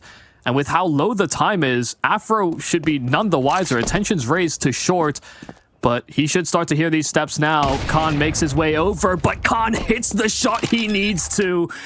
Just like that, they have the B and the A bomb site, but that bomb planted on the primary. It's Azu that knows that they're split. The spam is close, but Khan gets out on the reload. And Sawalio can hear his approach. It's all on timing here for Sawalio on that low HP. Azu dodges those bullets initially, but it's planted for spawn. And a flash out from Sawalio. Khan dead. Azu needs to get himself into cover, but he's expecting the relay out from Sawalio, but it's full running on the headshot. Nemiga just keep on getting these crazy bailouts. This time, a 2-on-4. How are they getting away with this? That is bonkers. And, you know, Monte is starting to get punished. They cannot afford to blow these advantages given the scoreline. They were in such a great position in that round. They had all the cards to play with, and wow, even there at the end, Azu looks so flustered. Granted, it was obviously a tough position, but they, yeah, starting to show signs of weakness. And look at what this done to the money. Oh, it's a disaster. They're going to force up.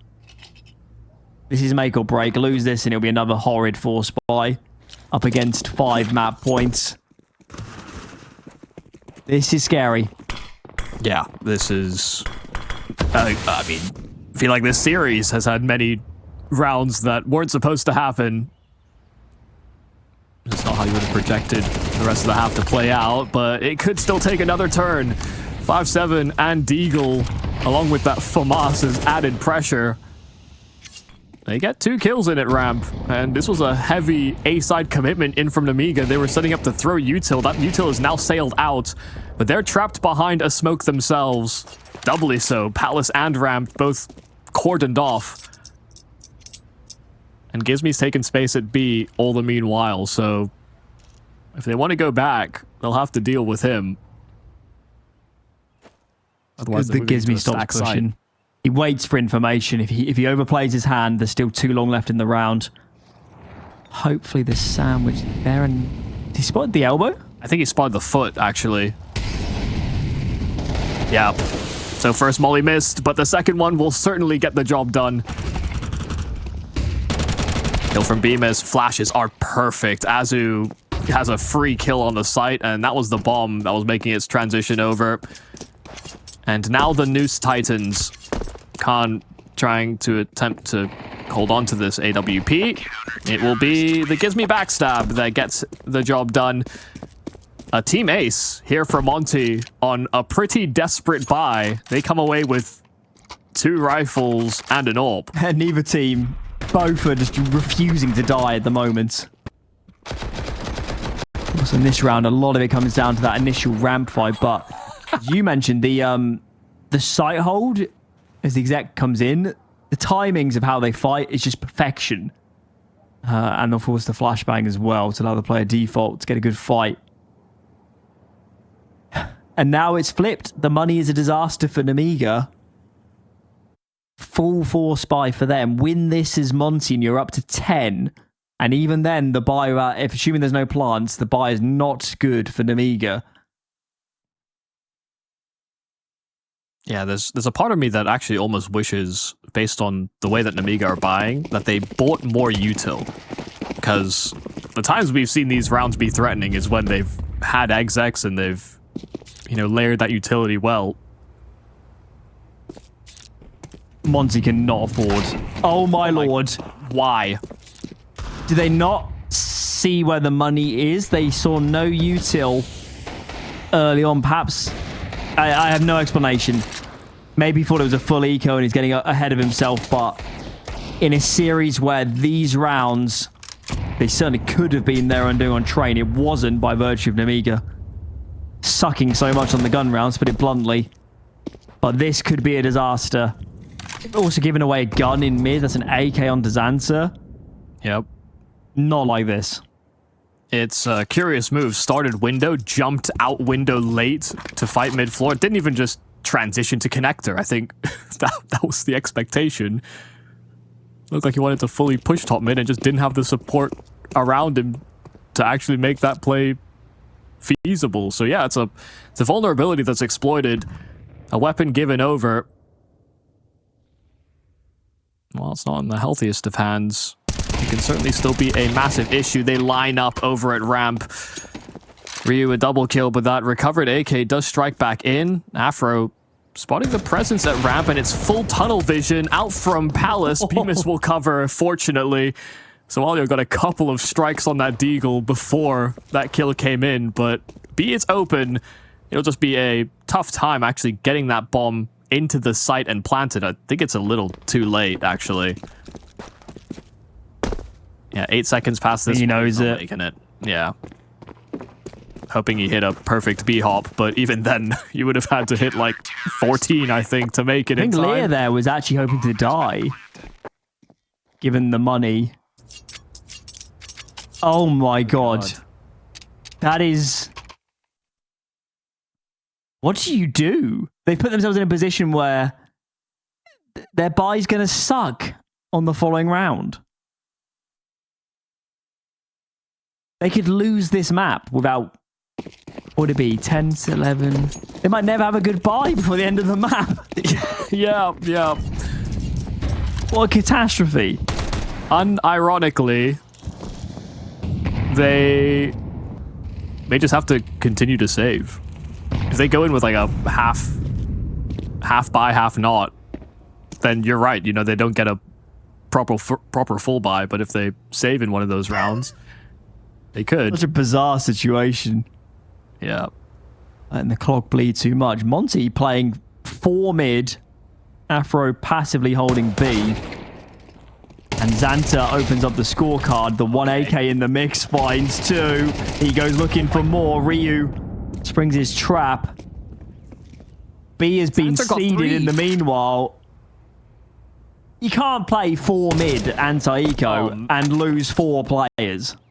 They have 1 AK, and it's gotten 4 kills.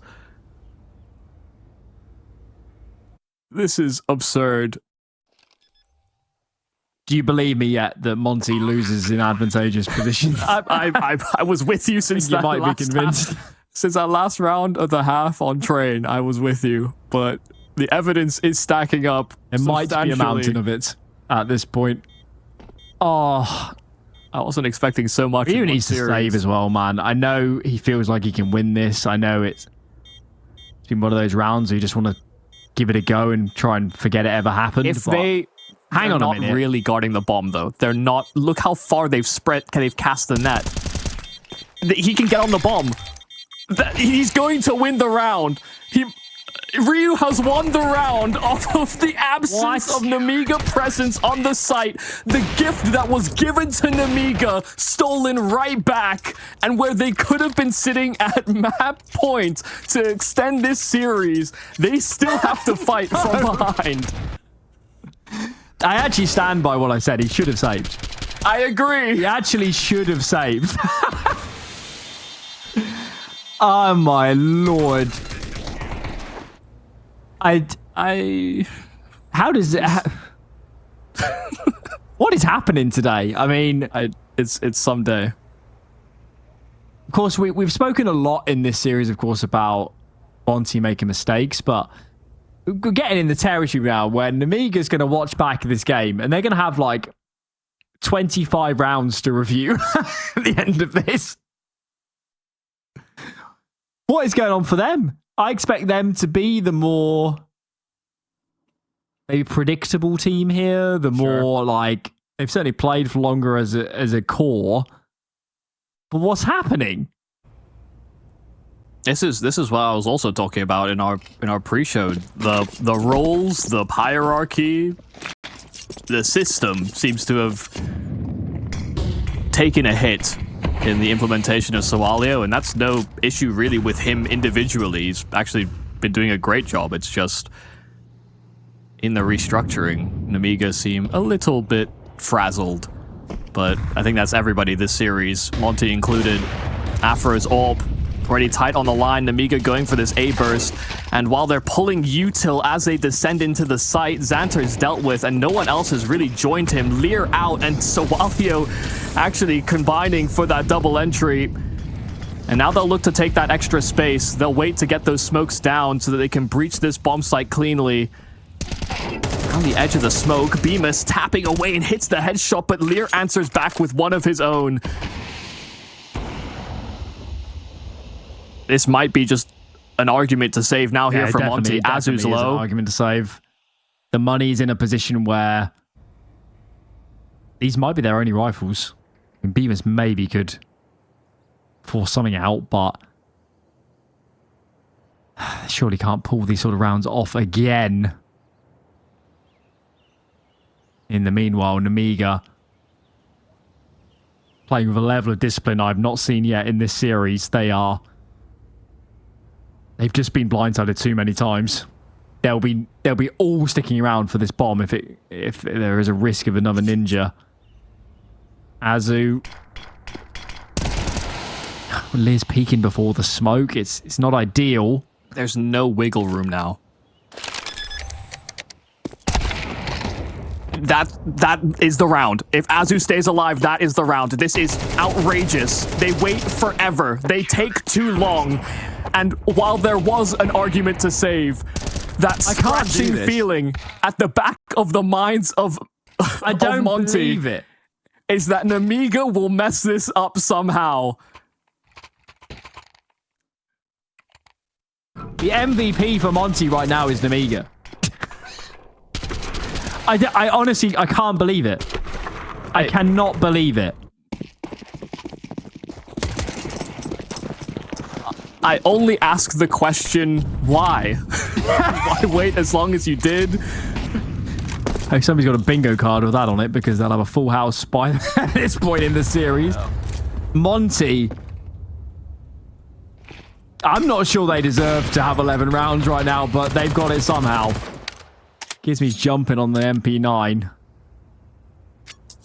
Presumably, Nemiga's running out of pauses as well after all of these rounds. I mean, they called a pause after their 2v4. I imagine to almost let Monte stew in the mistake, and then I don't know. They get ninja diffused into this. Into a 4-on-2 where they have the bomb site and they wait too long. Nemiga are breaking down in new ways each round. The player who struggled the most on the CT side is Afro. He struggled so much to have impact on this orb and he is eliminated instantly. Azu can't get anything done. This A defense is crumbling.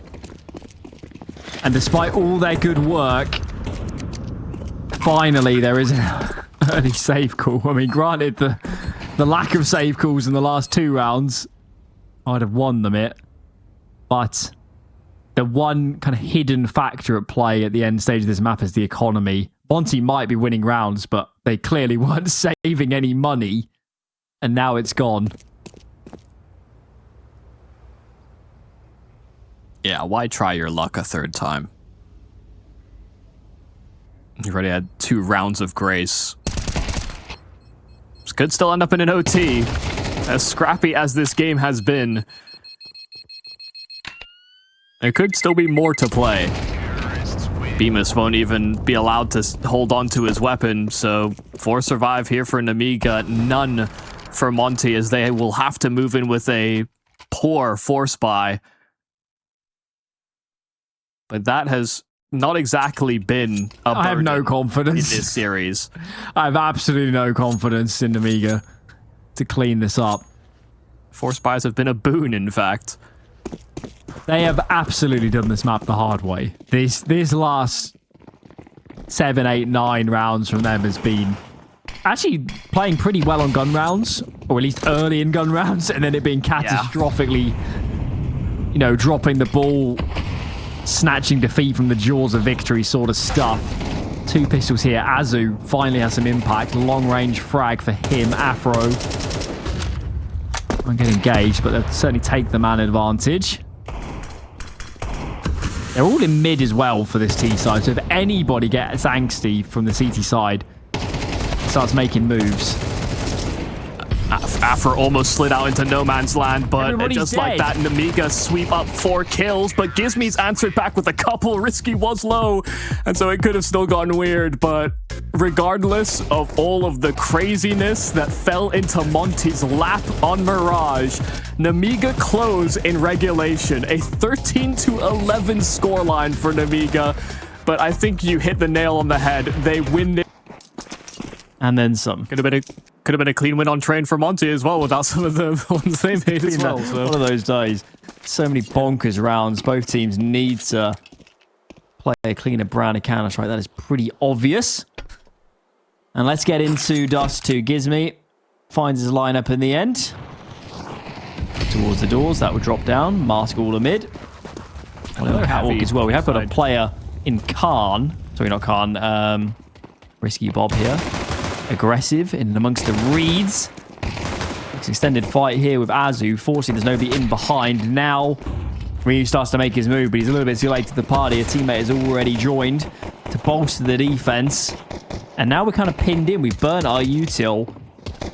Yeah, we've got lower tunnels and short, but that's kind of a given on Dust 2. We're just trapped now. Yeah, they're stuck in an awkward cross sections where they have no access to the limbs of this map. So they will need to find something, some way out. The upper tunnels is completely off limits given the crossfire that the Nemiga have built.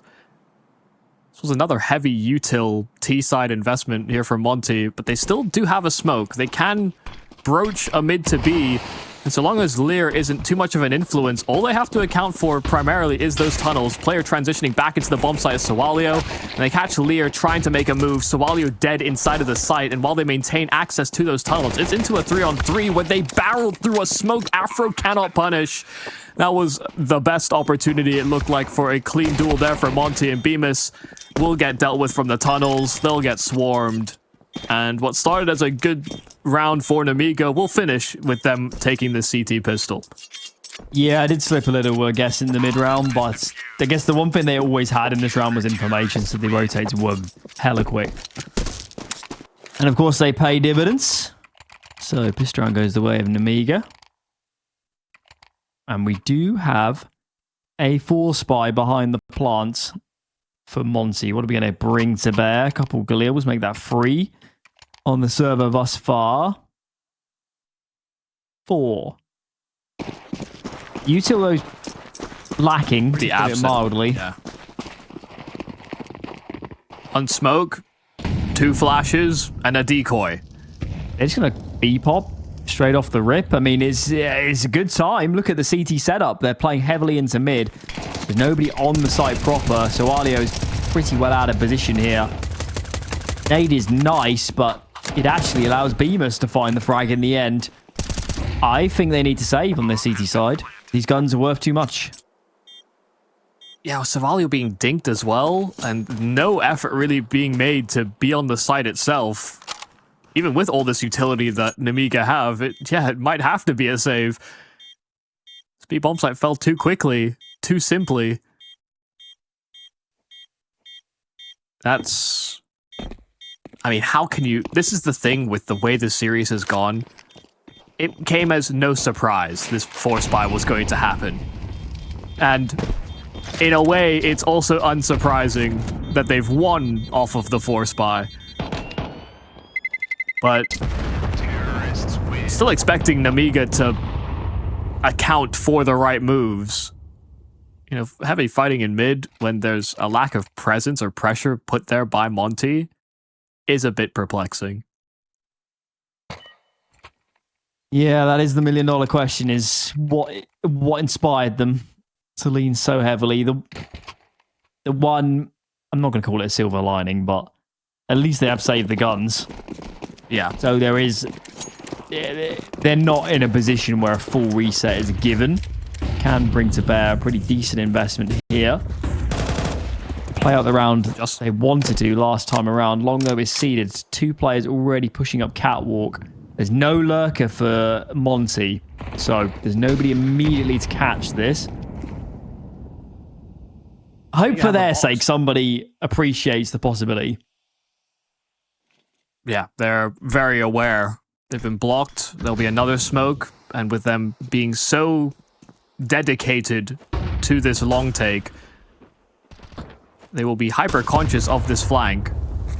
Meanwhile, Afro is poking and probing with this scout, and he's been able to deal with one player inside of the site itself. Nade does not track him down, repositions nicely.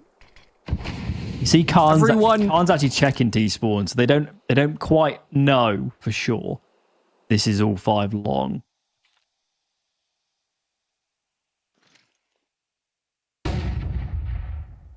But both are pretty aware of what's happening at the very least. Maybe there's concerns about a lurker. But there's enough time off the clock now. They have to fight past these smokes while it's still up. Xanter gets one behind it. But as they blow that smoke wide open, Sawalio is completely undressed. And these two players inside of the site will not receive support from that long containment. Khan is not making his move as of yet. They still have a player on top of the bin that will deal with Khan on that flank. It'll be Gizmy to collect a 3-piece on the round. It's a slow burner, but that long control finally bites into this A-bomb site. That was an old school Dust 2 round of... There's no real strategy here. It's take long and then just go up with numbers. Wait out as much util as you can. Yeah. Nemiga knew that they knew what they were doing. Yep. But whether or not you can stop it is a whole different problem. Well, that was the problem with old school Dust 2. It truly was impossible. Yeah. At least here you can burst smokes. Right. So, eco this round for Nemiga. No surprises there. Plenty of numbers here off Catwalk. Flashbang comes in and they spring their trap. But no cheese in this mouse trap. No result.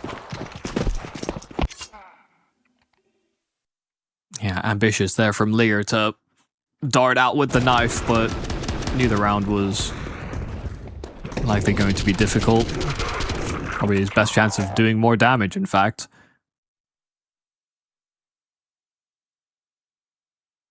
So yeah, nice money builder. Back-to-back rounds here for Monte. Hope out for Khan. Well, after fires a shot down range, Khan will not give him the satisfaction of a clean duel.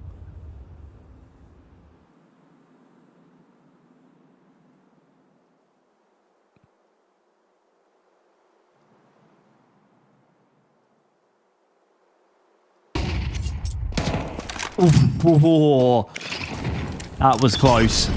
Molly gonna force both of them out. Khan still finds the frag. Nade does the job. So even Stevens, I think you take that as the T side. Kind of rumbled the defense a bit.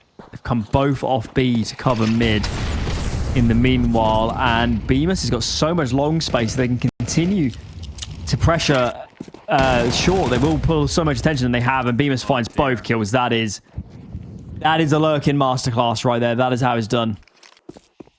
Yeah, took the open space, found a kill on the ramp, and then pincered just as the incendiary was fading on short as well.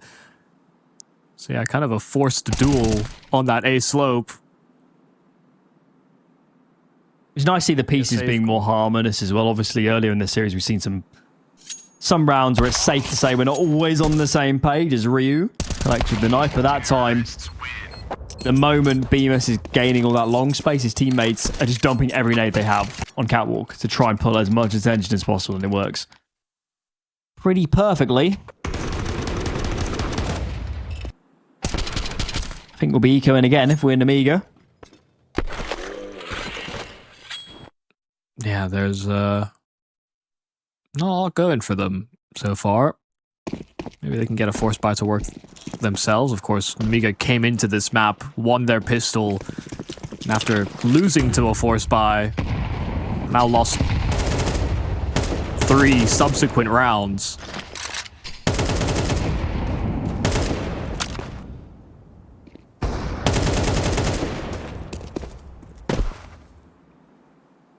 I'll jump across there for a risky.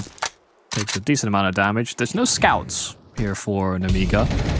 Often on these types of rounds, Dust 2 is really a primary map for that scout. It's good spam from Azu and Afro. So these pistols will have to take the right timing to try and swarm, but Nemiga are not making any sudden moves, and neither are Monte. There's a real patience to Monte on these anti-force rounds. It's got to be said, Dust 2's probably one of the harder ones to pull off these rounds, especially on the CT side. So that should help Monte out a little bit more as well. Fresh and smoke starts to land. Vanguard, old school. Azu does go down. They need this trade pretty soon. There is a HE on Ryu if you can get that down onto ramp. Plenty of flanking players. In the meanwhile, it's getting ugly. So now we find ourselves in a 2-on-2. And Gizmy's going to commit behind these grain bags. Gets it up on short. He needs to find his man. Gets traded, but this is an ugly round of Counter-Strike. If you're a fan of Monte so far. And oh my lord. Xanta with the flick. How many times are we going to see this? Might be the 15th Force Spy we've seen succeed.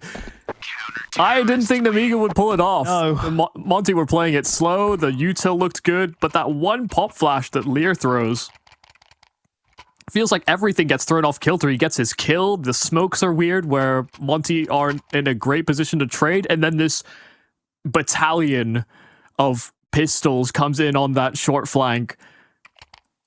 The three musketeers that find them from behind, that's really what puts Monte in a tight bind. And yeah, beautiful shot from Xanta to finish off what was a pretty compelling Force Spy round.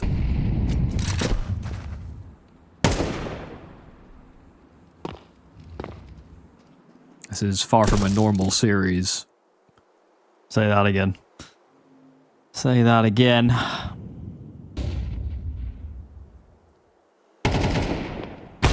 On. Gets his fight. Afro chipped down. Now they'll readjust. Boost in mid's going to come in. Lear here can do his damnedest to disrupt any mid moves, especially towards B. Pretty slow T side from Monte. Take mid, take short. Scope out your next move. This round's going to be no different. Given the way the bomb is headed, B feels extremely likely. They've got to do enough mid here to at least force one of these B players to look away from tunnels. I'm not sure Gizmy can do that. He's only got one nade set. Here we go. Folks on mid. Wow, so early. Our flashes are brutal. And that worked perfectly.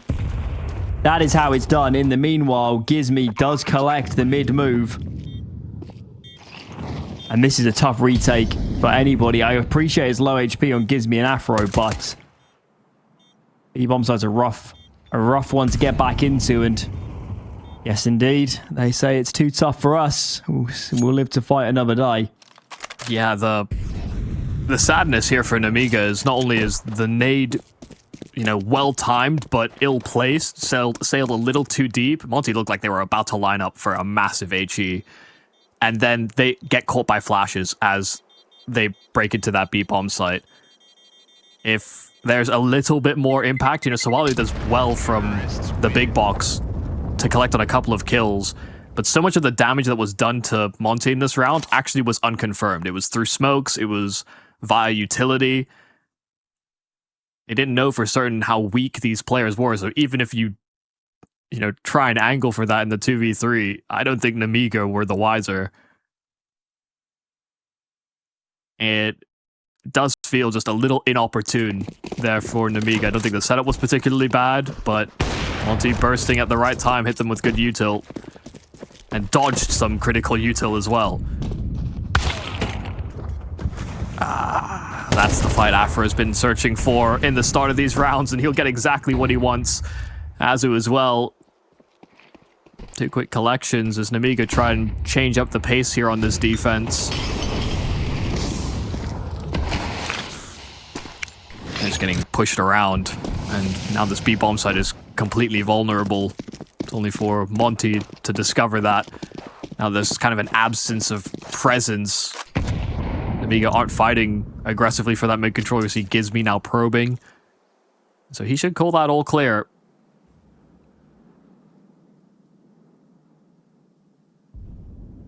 This was a decision to save here for Nemiga. I mean, you lose 3 as quickly as you do in this round. There's really not much of a chance. It's been a rough half for them. Certainly. No choice here but to save. It looks like the hunt is pretty well on as well. See if they get a flash to fight these doors. Bemis. They're even delaying the plant. Yeah, they really want these kills. And they're right. There's nothing else that's going to be going on in this following round if they get rid of these guns. Especially the AWP. Scope now heard. I know it's around. With 2 players seem to be free coming from the site side. Too much to ask. Monte up to 6. More ecos on the horizon. And Nemiga too. It's looking good. There must have been a whole lot of confidence in the clearance of Monte that there was nobody that could have potentially slipped the net. Because given what happened to Nemiga on Mirage, where they didn't account for a player sliding in for a last-minute ninja defuse, in a way, I think it is brave to have delayed the plant as long as they did on a player that had no support anywhere near him. But yeah, good hunt, good prioritization, and make it as difficult as possible for Nemiga to do anything coming into this next round. But it's just feeling similar to Train, but somehow on the other side of the stick. Nemiga won the pistol round, won a force buy, and have yet to put up numbers when they've had rifles in hand. I'm not saying it's possible, but based on what we've seen so far, it is far from improbable. I've learned not to bet on any of these rounds.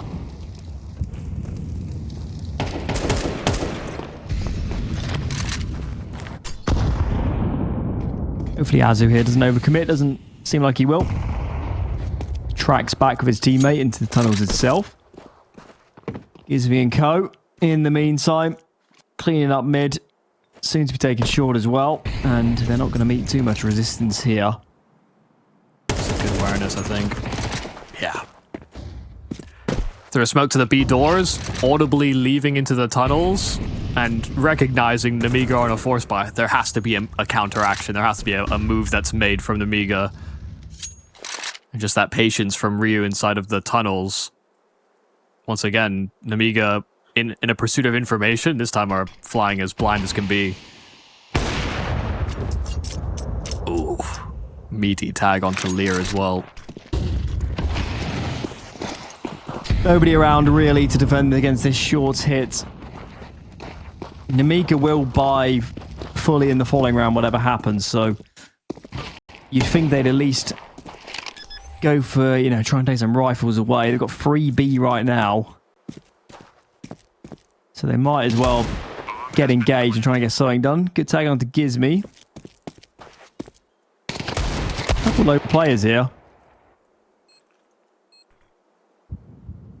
I can't believe they're playing so passive. I'd have thought group up as a free and just try and take at least a rifle out of the game. Yeah. It's not something that they were shy of doing, even in one of the force buys that we saw before in their attempt to retake. And certainly something we got familiar with, well, throughout the other maps in this series as well. So this was maybe the one time they tried to play a more spread approach. But if it ain't broke, why fix it? Alright, 3 survivors here for Nemiga. As they now move into a full buy, it's Khan and Risky on AWPing duties. Seen Risky hit about as many shots as Khan actually on that AWP so far this series. Even with Train being more Khan dominated, I'd say Risky had a fair amount of influence on Mirage.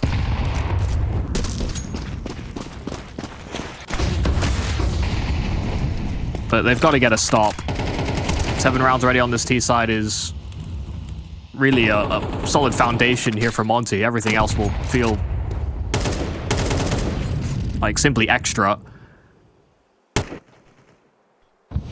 Nemiga cannot salvage this half into a 7-5, times will be tough in that second half.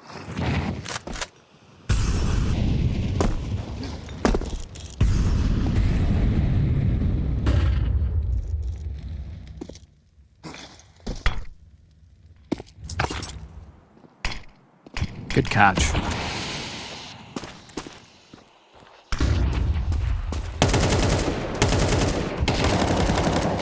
Ooh, there you go. Pays dividends in the end. Not been Leah's game so far, but have an impact in this round. And Monte got to start making moves. 45 seconds to go. They have 2 smokes, so still options in that regard. But they've got to get a move on. Time will quickly become the 6th player for this CT side if they don't get on with this. Afro starting to make moves. The bomb is on its own on short right now. And Monte are running out of time to piece their puzzle together. Afro finds one, so they'll know now that there's only 2 defenders on A, but one of those is an AWP at range. Afro, oh, he doesn't get the pick. That would have been the moment. And he fools himself. 9 seconds to go, and Bemis here. Does he have it? I think he has it, right? I think he has it. He does have it. Oh my goodness. I know that Ryu was off the site, so logic dictates that you need to go for this retake really fast, and Risky Bob, living up to his name, commits in a position where Khan can't immediately trade. Bemis here needs to buy as much time as humanly possible. He actually finds the kill, and that is another shocker from the Nemiga camp. They have no business. Monte have no business winning that round. From Afro probing in middle with the AWP full belt of util as his teammates are trying to get themselves up short. You know, that's one of those moments where you always would expect most of those resources to have been given to the short players, and the lurker to really primarily be on a rifle. And I thought once Afro missed that shot on the cross, you know, catching Khan on the AWP, I thought that was the round done, but suddenly Bemis with a triple.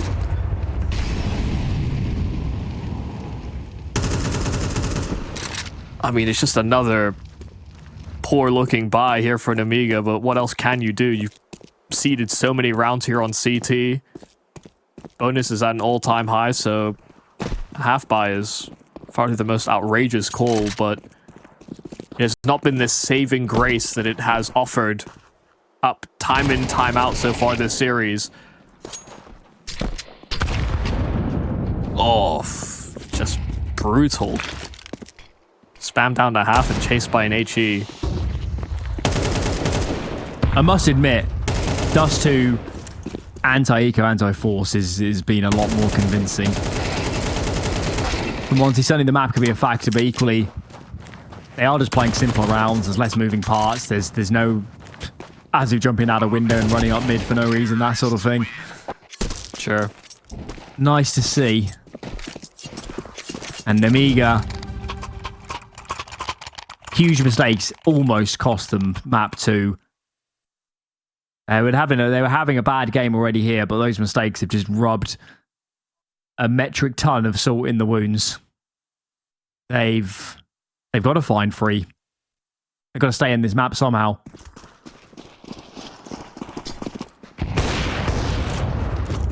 Yeah, if you plugged the form and abilities of these players into a simulator today, it would give you 15 different results, 15 different times. So it's been a game of errors, but also whether or not teams can capitalize on it. Exchange of util is good, and it does seem like Nemiga wanted to go for an early starting idea, but with how quickly Monte moved in for that mid control, Nemiga have opted to turtle up, playing further back and ceding the territory that is often taken by Ts by virtue of utility. Quite a lot will be just offered up for free. I think that's been the one key difference, really, for Nemiga here on the CT side, is that, honestly, Monte have been doing a great job of punishing any attempts to be more aggressive or hunt for information, and it's left Nemiga in a very baseline defense. Maybe that's enough if Khan can hit shots as quick as that.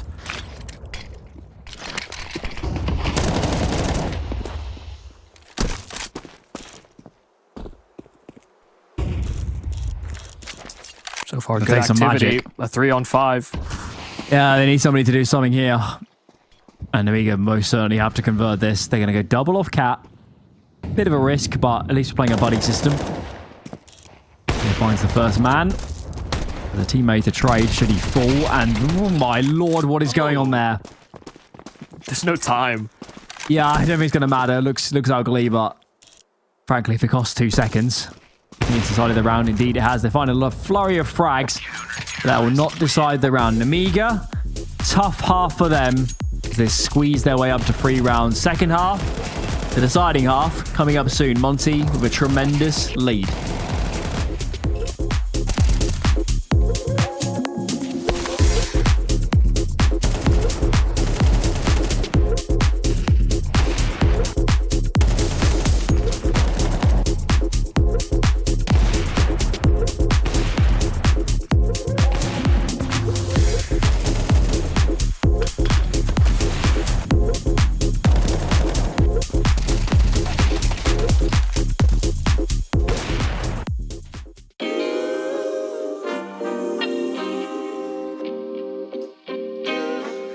Sometimes you gotta pray for a victory.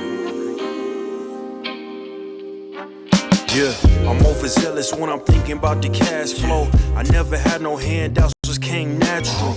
I've been tested so much, all these restless nights, all these different situations that I've been through. I seen pain trying to creep in through the window, but now I'm sliding through the hood in a Benzo. You gotta separate yourself just to elevate. I keep some drink in my cup to see through the hate. Sometimes on the road to glory, you gotta press the brakes. I got a lesson plan for all my past mistakes. I swear I'm proud of all my best and my worst days. Proud of all my feet when I touch the ground. Front of A to Beijing, man, they know the sound. I know I made mistakes, but my mama proud. Fans scream my lyrics out in the background. They ain't know me then, but I'm hot now. They say life's a gamble, you gotta roll the dice. I risked a lot of different things just to live this life. Life down bad, you gotta pay the price. I've been through hell and back just to live this life. They say life's a gamble, you gotta roll the dice. I risked a lot of different things just to live this life.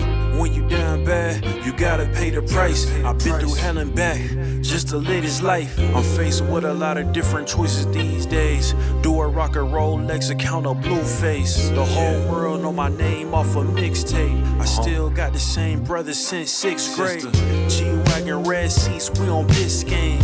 Trips to the Florida Keys, we imported these. Thanking God for the life he afforded me. All this jewelry on my body, I could like the hood. I need a brown skinned chick just like Megan Good. Holding up every promise that I ever made. Music in the background, it's a serenade. Been rapping 10 years, boy, this ain't a phase. I paid dues, paid rent, and I stayed the same. I had teardrops running down my face. I've been through a lot, I had real pain. But thank God, cause we really on a better days. They say life's a gamble, you gotta roll the dice. I risked a lot of different things just to live this life.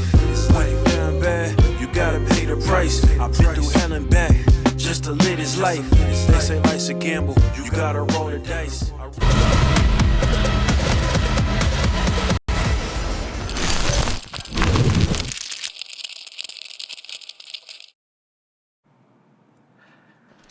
The final half of regulation on the final map here in the lower bracket of ECL Season 50's Cup number 4. Nemiga and Monte have been battling it out for what seems like a century now, with how many rounds have gone weird and how long the games have been.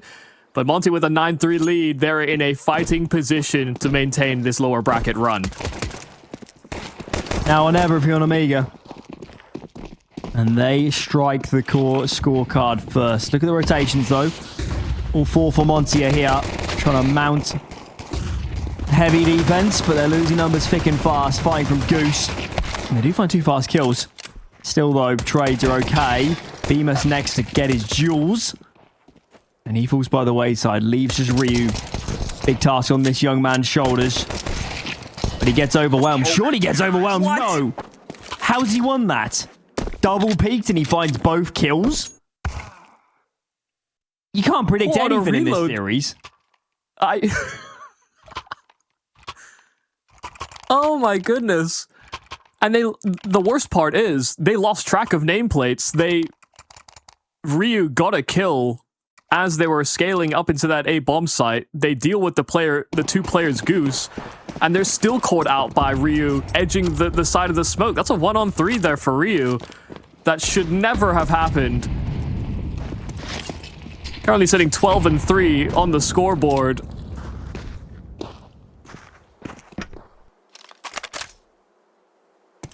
But the surprise really was just how many bodies committed into that A bomb site so rapidly for Monte. There was no fight or flight response. There was only fighting.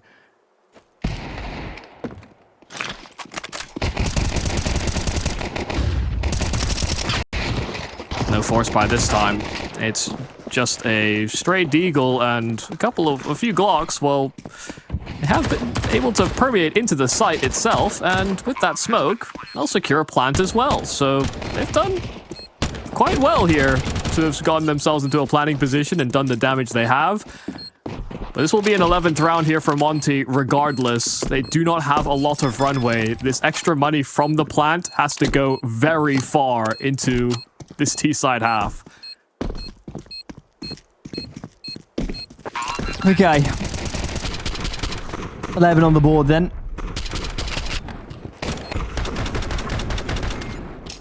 And Nemiga goes without saying, these go rounds need to go pretty well. As a reminder to all at home, that's on the top of your screen, lower bracket, so lose this and it is curtains for your chances to win this cup and ultimately win the Pro League spot. Pause comes in. Looks like it's Monte's timeout. I kind of rate, play every gun round as it comes. Slow it down, especially if, say they win this and they're playing up against pistols. take 2 pauses. Yeah. Why not? At this point. Yeah, there's something to be said about having the intensity that every round could be your last. There are some players that would love that environment. There are others that would probably hate to think about it like that, actually. It's all about finding the right fit. Especially for a team like Monte, where it's being effectively led by rookies. If you're talking about the pieces you're expecting to perform,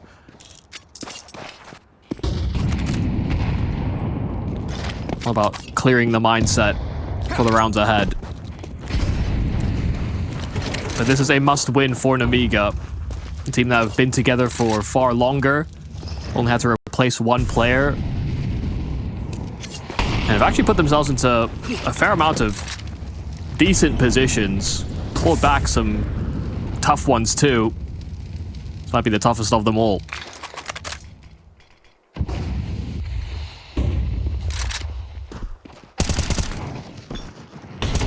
Azu, just the one. No teammates immediately nearby. There was a flash, but it came too late to have huge influence. In the meanwhile, Short, a lot of pressure. Smoke, for now, holds them a little bit at bay. Re-smoke comes in, and there's no HE for this T-side to break it.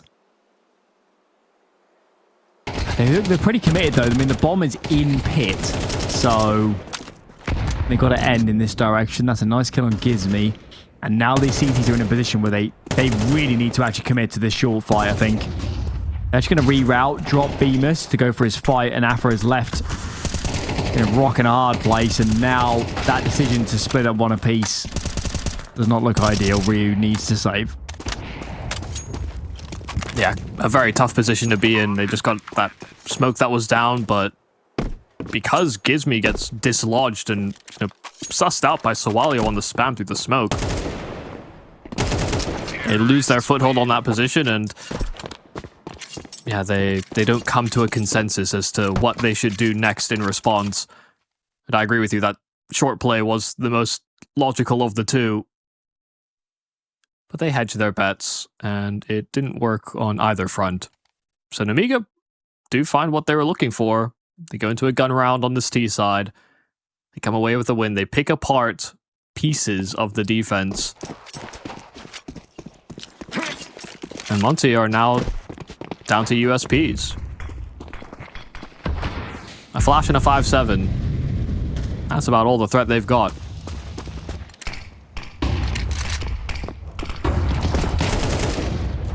Quick kill. Okay. That was almost too fast, in fact. Swallow just planted his feet. Well, we're not expecting much out of Monte, but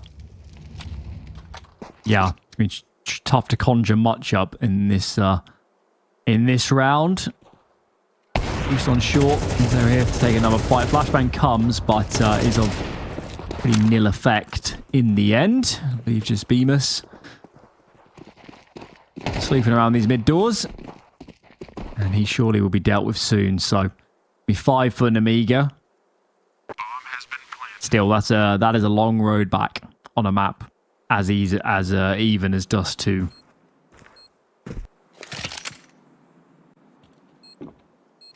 Well, Bemis was hoping you could at least salvage a 5-7, but that was replaced by one of the T's. Damage could still be good, but Bemis hits a dink. Won't be given any other opportunities. It'll be 5 alive here for Nemiga. So they're building an economic cushion. They don't have a lot of rounds to play with. But they can still sustain their assault, sustain their campaign to bring this map back. Even if they take heavy casualties. All back out for Afro. Player's very late on the cross. But Khan's anticipating a peek. But it's just going to come a little while later. Afro just taking that tight line. See if anyone skirts past middle and tries to take floor control very quickly. It's only Risky that's throwing out that spam.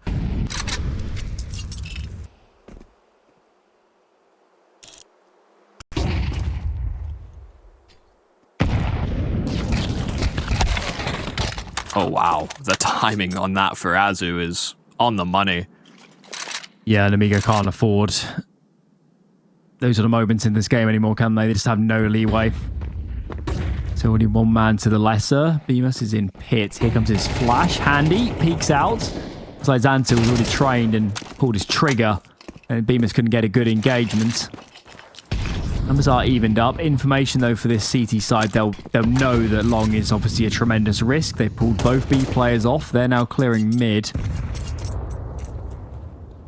So Alio is still tunnels, and it gives Nemiga the confidence to do this. Can Monte figure out what is going on before it's too late? Yeah, Soalia must have heard them. It's such a committed rotation out from Nemiga. It's full steam ahead towards that B bomb site. While Soalia hasn't taken a foothold on the site itself, they've heard some presence. They're maybe expecting one at a maximum, but there's 2 on this rotate. They just haven't gone into the site itself. Azu picks one out before the smokes bloom. But there will be a trade right back. HE sailing past on Ryu. Molotov a little deep, and Sawalio just caught mantling up towards that window. Nemiga are that extra man down before that bomb is even planted, and Khan punching in those digits. They get swarmed. Gizmi running straight through with Ryu. Will allow Monte to get their hands on a 12th. Nemiga have to now be flawless here on this T-side campaign. Monte have 7 strokes of it to try and finish this map in regulation. With the position Nemiga was in before they hit that site, you would have taken them 7 or 8 out of 10 to win the round. But it's peaking before the doors smoke blooms. They get picked by a player sitting in the molly. Like, they're just kind of not respecting that player could face early. It's small lapses maybe for Nemiga, and now 7 chances for Monte. Obviously, map 2. It looks a bit worse for Ware, but here they haven't really put a foot wrong. They haven't been losing the same number of unorthodox rounds or to lesser buys that we saw earlier in this series, and this scoreline is the result of that.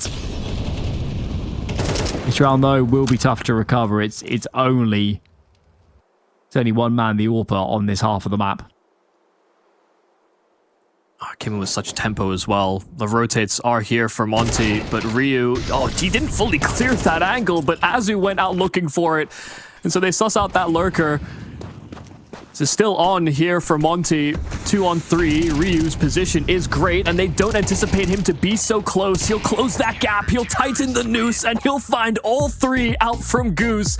A 13-5 scoreline. Monte will eliminate Nemiga from the running and continue in our lower bracket here in the ESL Season 50 Cup.